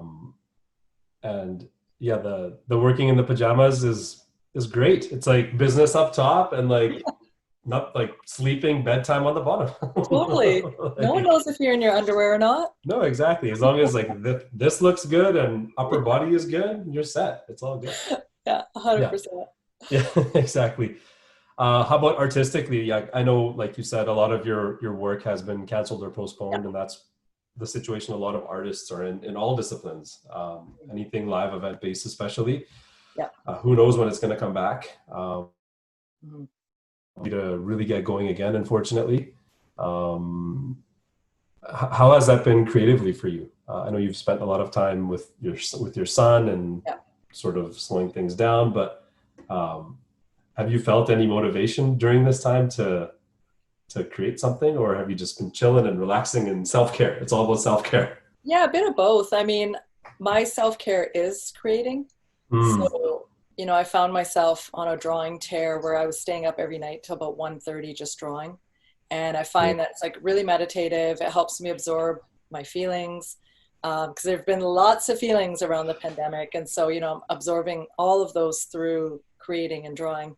But I did manage to do 3 murals during this time, a couple of big projects and some little projects and speaking panels and things like that. So I've been pretty consistently busy, which has been good too.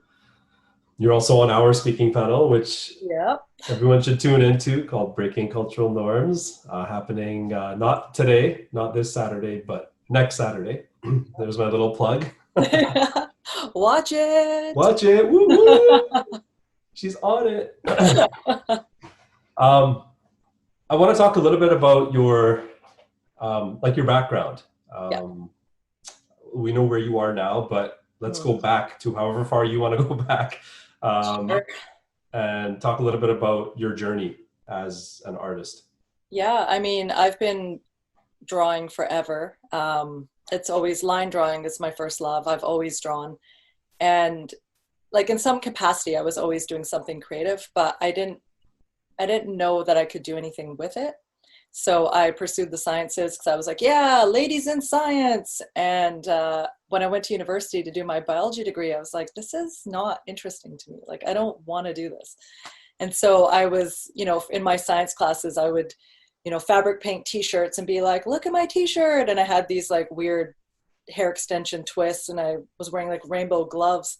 And my instructors were like, are you in the right faculty? I'm like, what do you mean? They're like, you should be in the arts building. And so that was kind of the first seed that was planted. And I was kind of like, oh, is that even a thing? And then I moved away for a couple of years. I came back to Canada and I did my education degree. And so during that degree, we had to take an art class. And my instructor was like, why are you doing this? And I was like, what do you mean? And she's like, why aren't you in art school?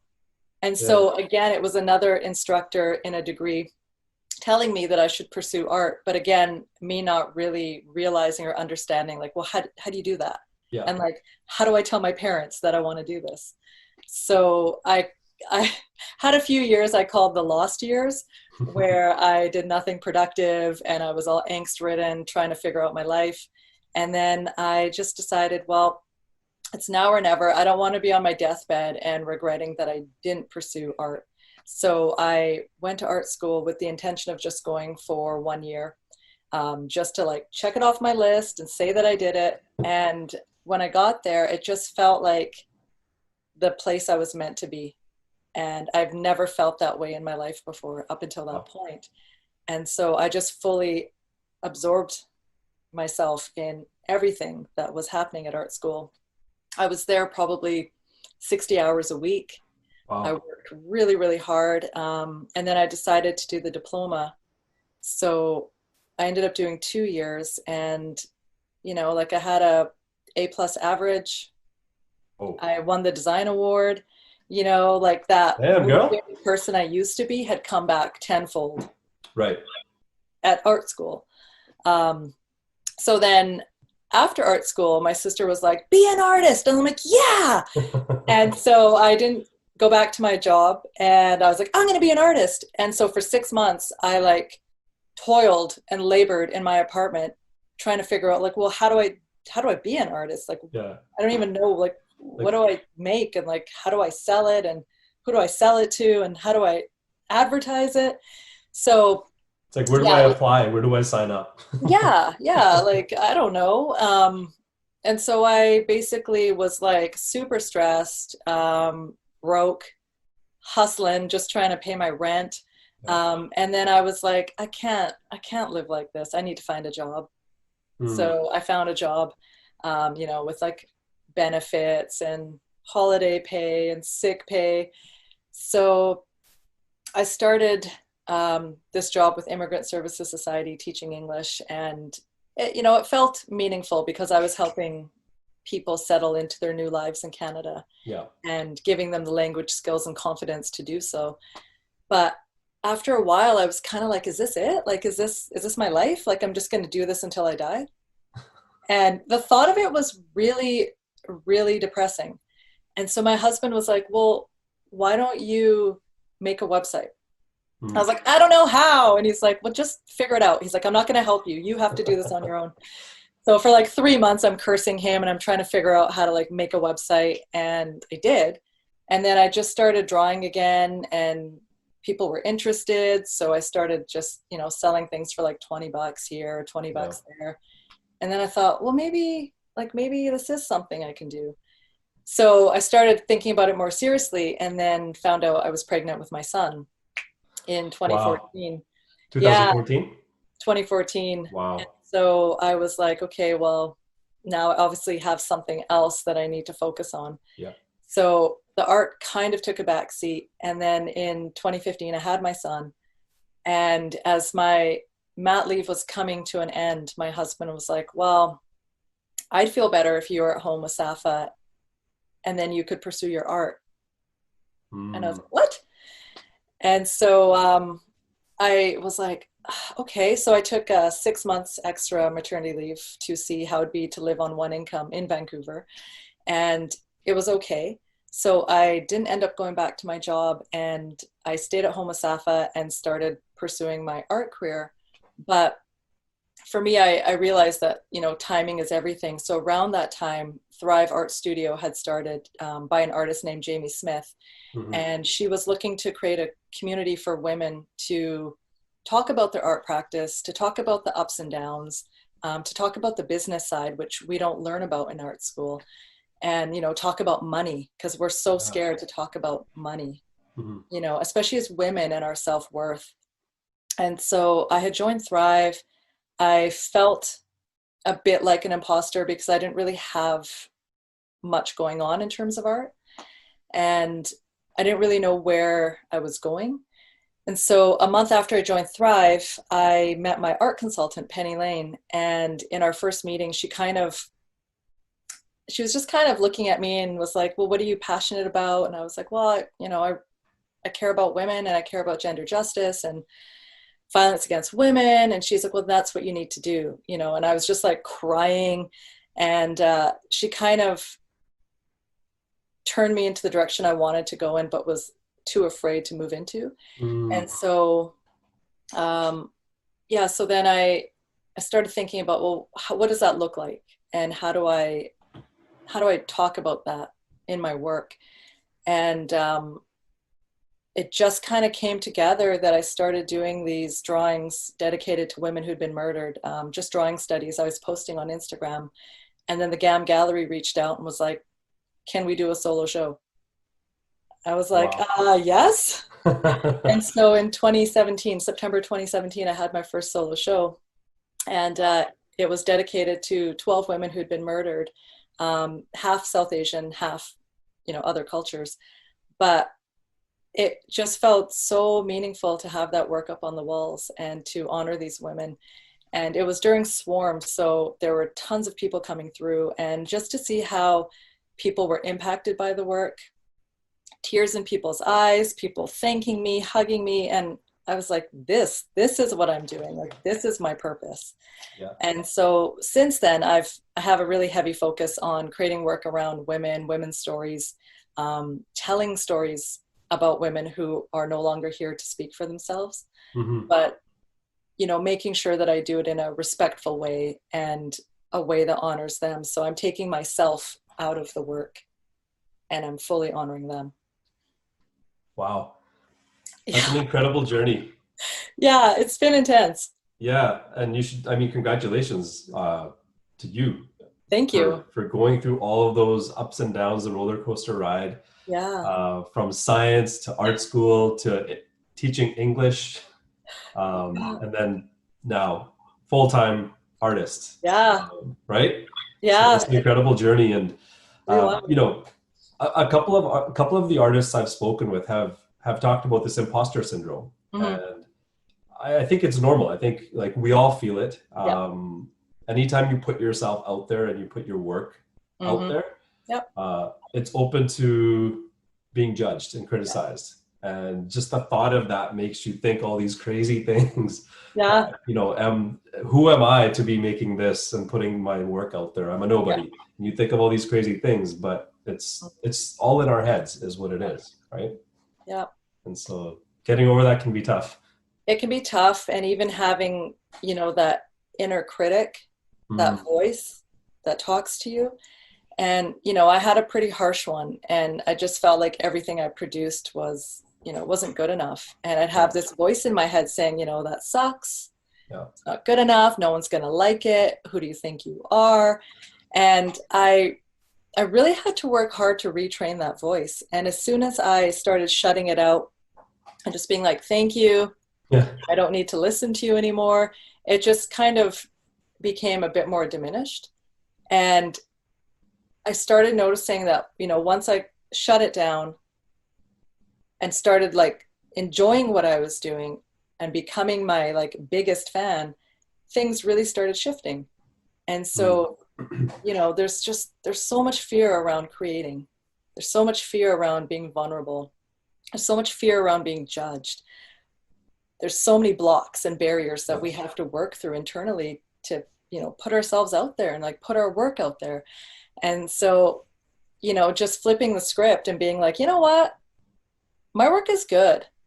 I'm doing something meaningful and I deserve to have a seat at the table. It changed everything. And so now, of course, I'm going to be critical of my work because I want to make the best work that I can, but it's more constructive now rather than destructive. Mm-hmm. I think that's some great advice actually for any artists or would-be artists or early career artists who are having that struggle now, is to address it head on and have that conversation with yourself. Like, yes, listen to that criticism that you're hearing in your head, but we shouldn't ignore that. I think that's the key there is you have to address that criticism of yourself and move on from it, which is a really important step, right? Yeah. Because the more you ignore it, the more it builds and builds and builds, and it takes over you eventually. Yeah, and it's being a witness, it's being a witness to the stories that you tell yourself that prevent you from living out your purpose. Yeah. And so,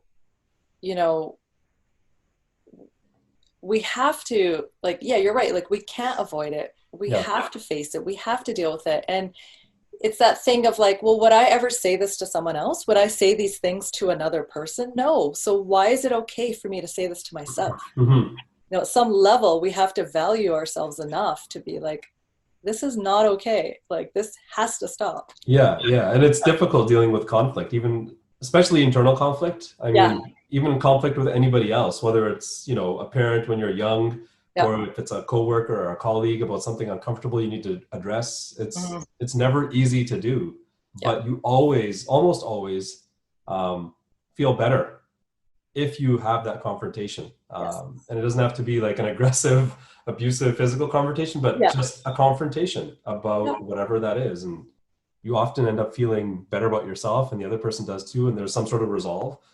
For you sure. can move on, right? Yeah. So you talked about themes a little bit in your work. Your themes, your work is very heavily based on women, and there's South Asian themes in there as well. Yeah. In terms of your aesthetic, can you talk a little bit about that? You did mention like a lot of line work, but if you could dig a little bit deeper and talk about your aesthetic a little bit more. If you have a certain style that you consciously have when you create. Yeah, I mean, so like I said before, line drawing is my first love. It, everything is built on a line, and so that forms a foundation of, everything that I do. And I think growing up in an Indian household and seeing how differently my brother was treated from my sister and I, and seeing how differently men and women were treated from each other, it really impacted me. And it, to be honest, it made me really angry. And so when people would come and drop off laddu, I'd be like, well, what's this for? Yep. And my mom would be like, oh, so-and-so had a boy, so they're, celebrating. I was like, oh. And so, more laddu would keep coming. And I was like, wow, there's a lot of boys being born, in my naive child mind. And then one day I asked my mom, well, what do they drop off when girls are born? Nothing. I was like, what? And she's like, nothing. Yeah. And I could just like feel my rage building. And I was like, I don't understand. Why not? And she didn't really have an answer. She's kind of like, oh, it's just the way it is.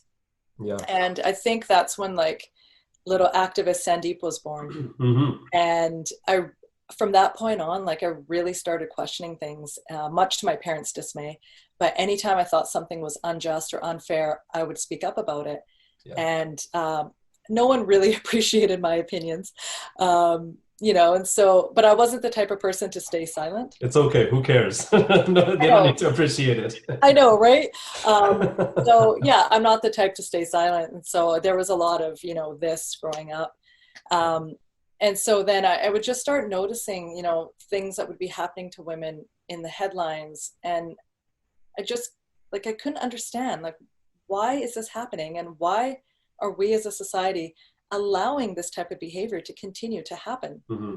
And why are women not valued?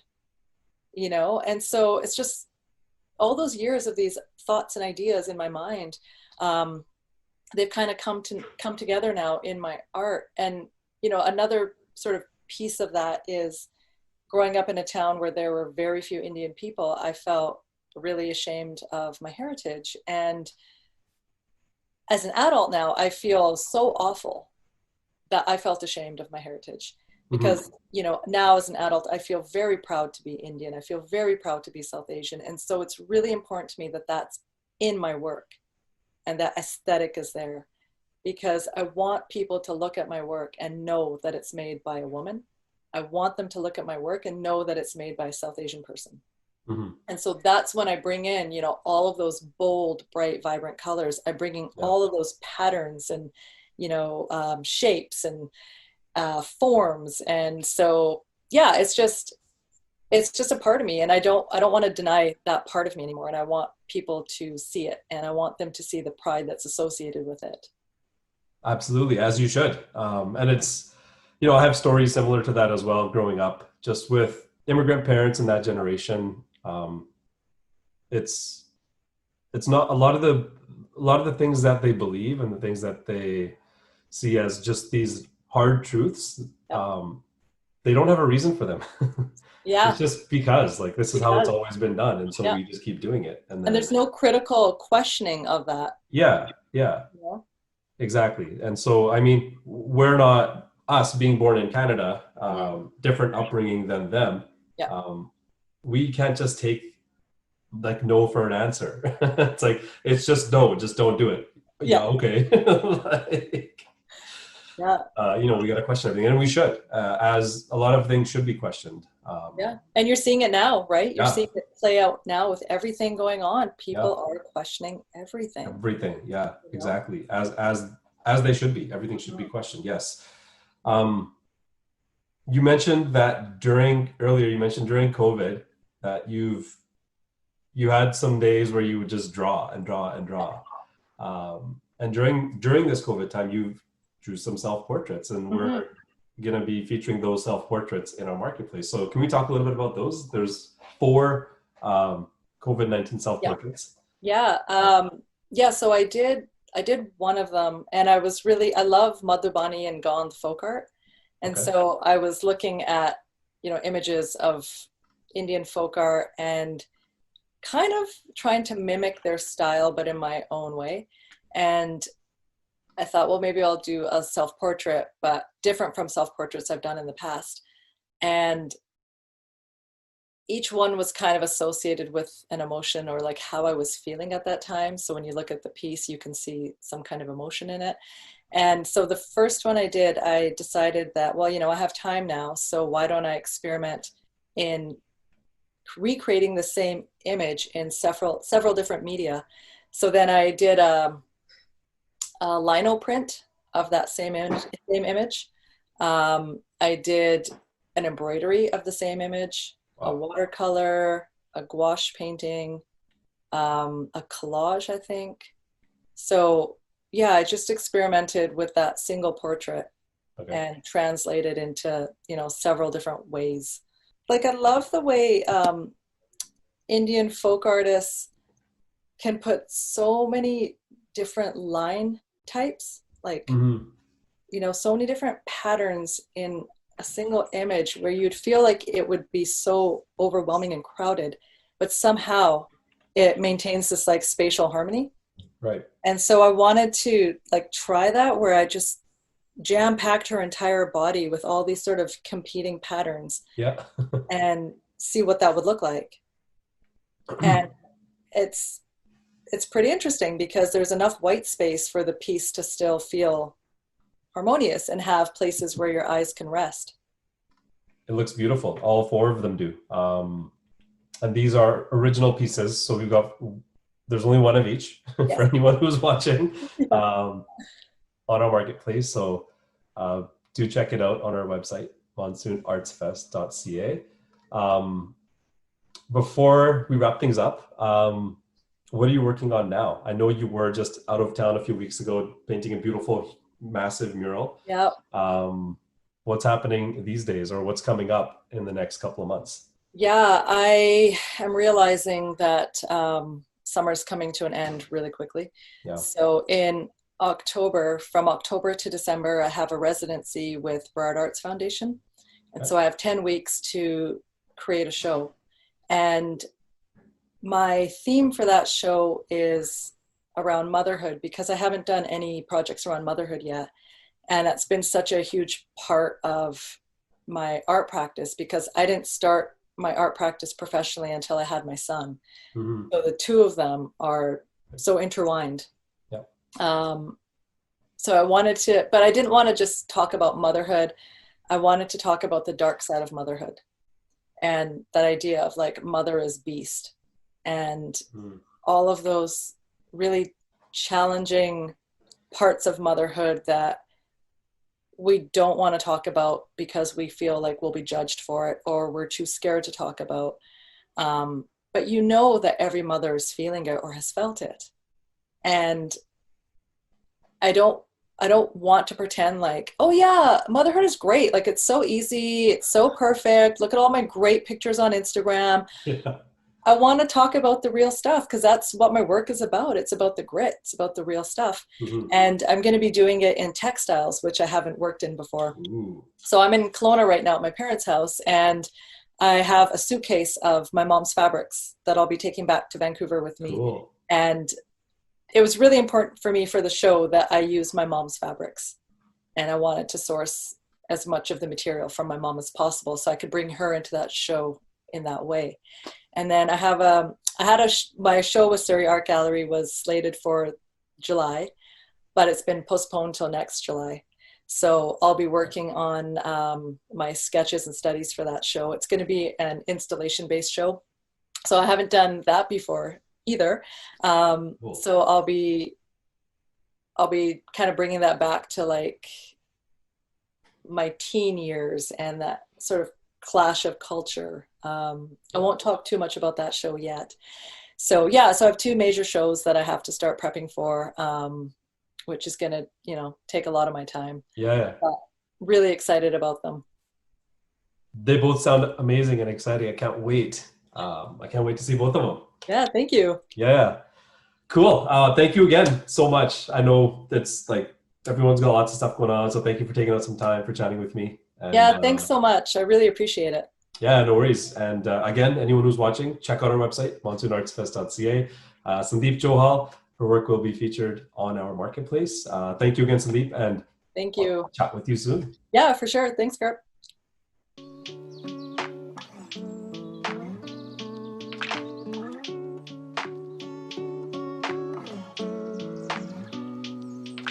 I'm here with Sandeep Johal, another one of the artists who we're featuring in our Monsoon Marketplace.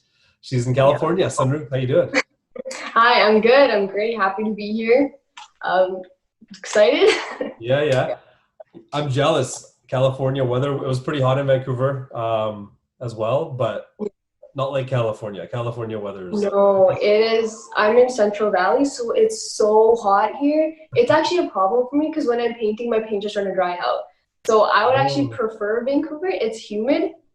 It's much better for my paint. So, I mean, I don't want to complain. It's California, but... Yeah, of course. It is really hot.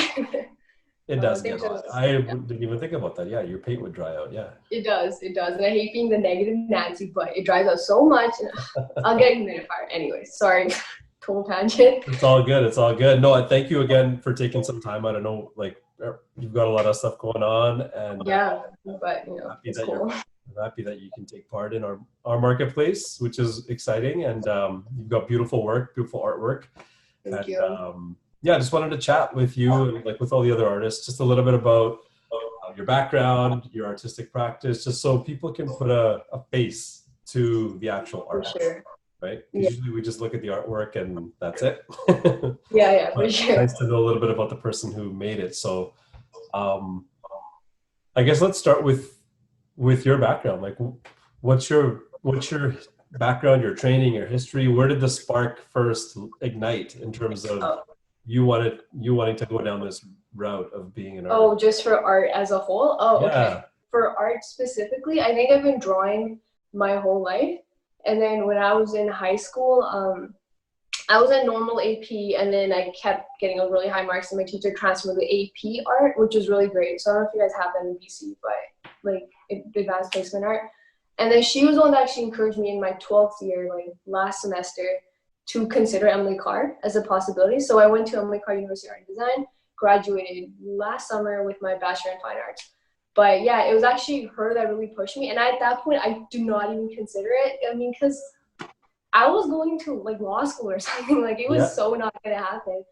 I had already been accepted for my bachelor's at the local university in Calgary, because I'm from Calgary, I guess I should have mentioned. You're from Calgary, that's right, yeah. I'm from Calgary, yeah. So my family was there, and then I moved to Vancouver once I got.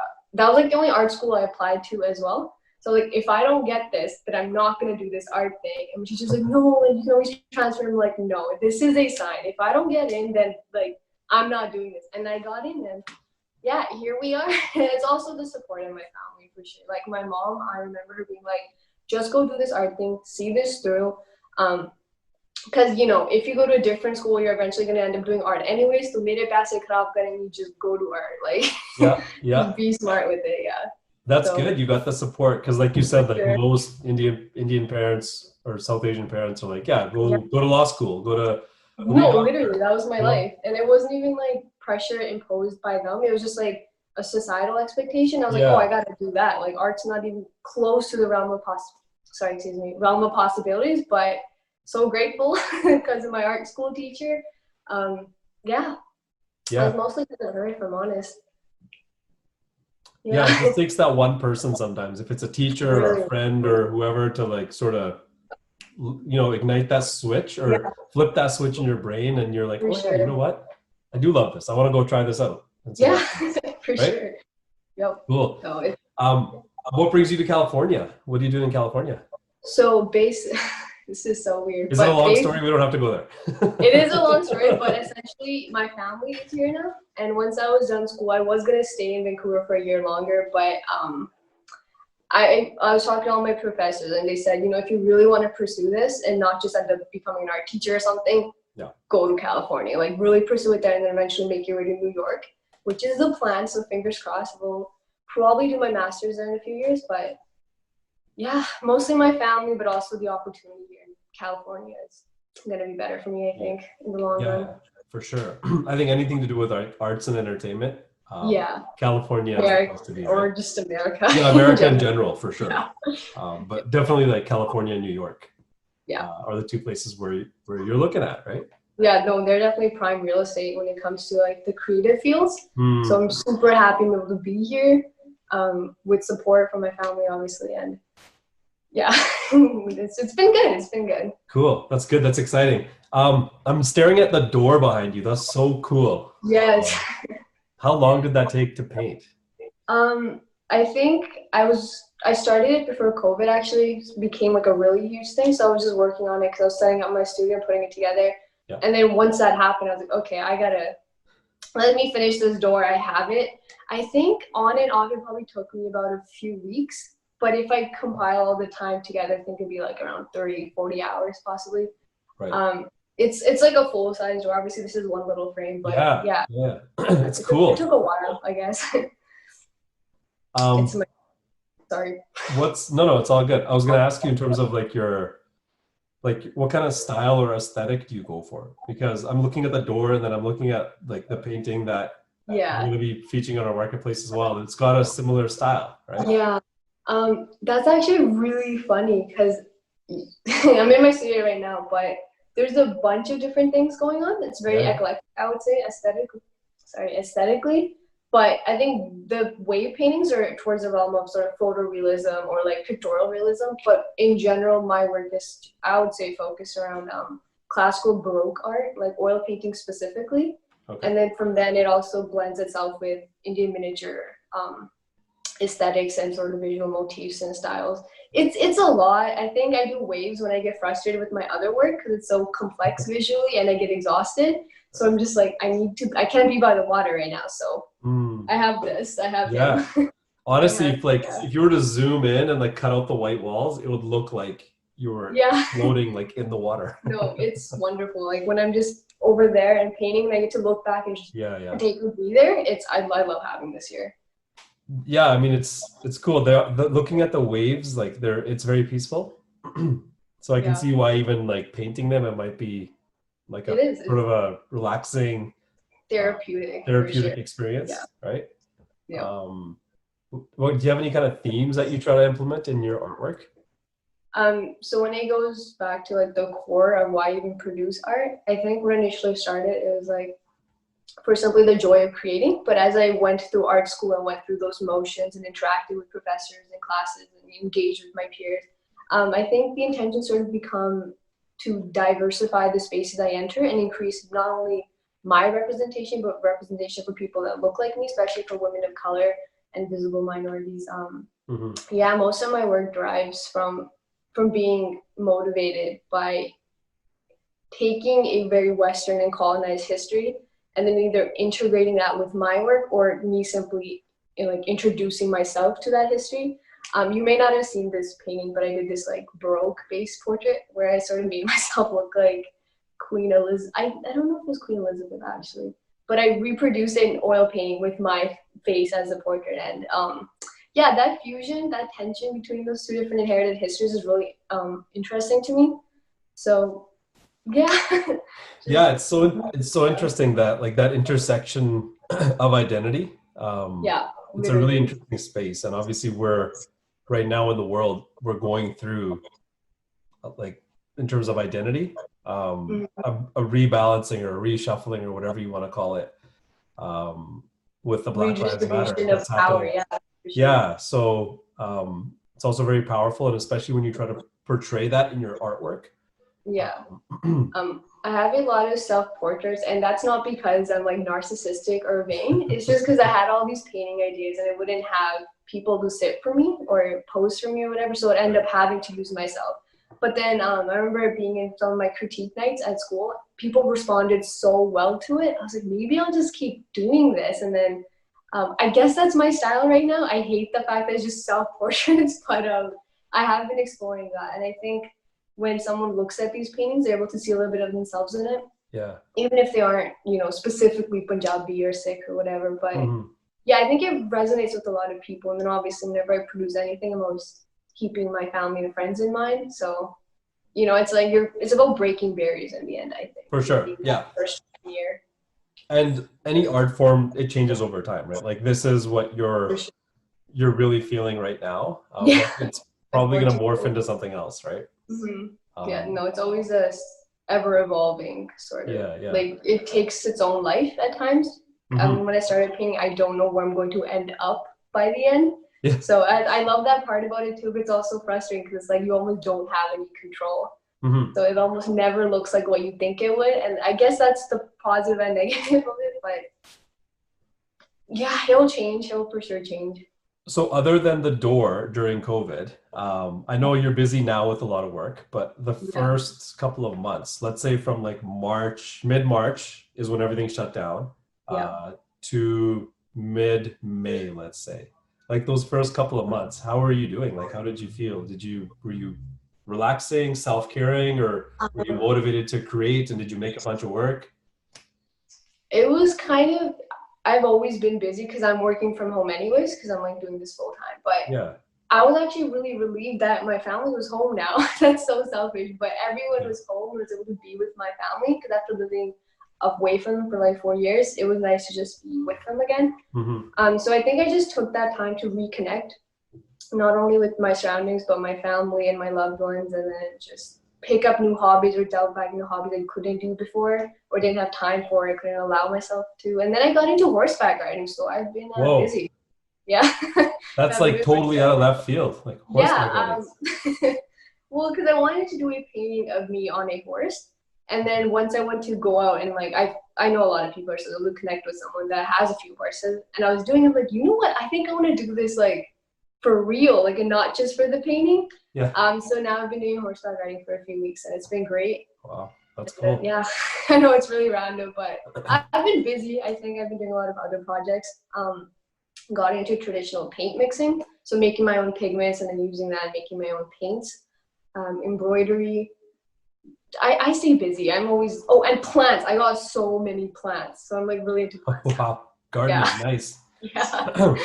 So, Cool. yeah, Okay, so good. you've been keeping busy for sure. Yeah. Can you tell us a little bit about the piece that we're gonna have in our marketplace? Like, is it called Vermilion Sea? Did I say that right? Vermilion Sea, yeah. Yeah. So that painting is actually it was made alongside another painting, but I didn't make them as a pair. They just seemed to develop towards like around the same time, I would say. Yeah, I don't know. It was just I was really drawn to the red recently, and I almost never use red in paintings because red can be so powerful, but also so problematic if you don't use it correctly. Like visually, it can throw the balance off any piece, and I've stayed away from it for like 4 years. But I was doing some research on classical masters would use red, and then that wave painting, I was like, you know what? I would be a great challenge if I was to actually be able to create the essence of water and a seascape, but with not using like the typical blue. And it was really just a challenge for me, but it's really just for fun. I made that, but it was. It looks great. I mean, thank you. Yeah, I know you can't talk about the stuff you're working on now, or you can't show us the stuff you're working on. I can't show, yeah. But how much are you allowed to talk about? What are you working on right now? So right now I'm in between about 3-ish big projects. Okay. One of them actually I heard back today, and one of my, I don't know if I'll get in trouble for that. I think I'll be okay, but the city of Vancouver was doing a public arts program, and they'll have people's work in billboards and transit public shelter spaces, so like essentially bus stops and stuff. So my work will be placed randomly around the city coming November, I think, and it'll be up for a month. So I'm really excited about that guy. There's a mural project. We got shortlisted, me and my team, in Sacramento. So we're currently working towards that project as well. Those are the two main ones. Everything else is just me working on like personal projects and developing bodies of work for a solo show. I'm hoping to have around December. Possibly will get postponed a little bit. But those are like the main things, and obviously in between I'm just constantly creating. So like that, yeah. I don't know if that's enough. That's cool. I'm really impressed that you like you're keeping yourself so busy, which is fantastic, and you've done so well, and you seem like you're still a really young person. I'm an old person. So the fact that you've accomplished and done so much already, and you have a pretty clear, it seems like you have a pretty clear vision of where you want to go. Yeah, hopefully it works out that way. Yeah, I mean, I think if you put it out in the world and you aim for that, you'll get that. Yes, thank you. I believe in the power of manifestation. Yeah, yes, manifesting is so powerful. Happen. Yeah, put it out there, and you know what? You'll consciously, subconsciously, and consciously make it happen. Yeah. So yeah, happy for you. Congrats. Thank you. Wish you all the best, and again, very honored to have you be part of this marketplace and have your artwork be part of it as well. Thank you for having me. This was great. Yeah, thanks for the chat, and again, for anyone who's watching, check out our website, monsoonartsfest.ca. You'll see Sunroop's work there, and you'll see other artists with their work as well on our marketplace. So yeah, that's it. Thank you again, Sandeep. Okay, sweet. Thank you.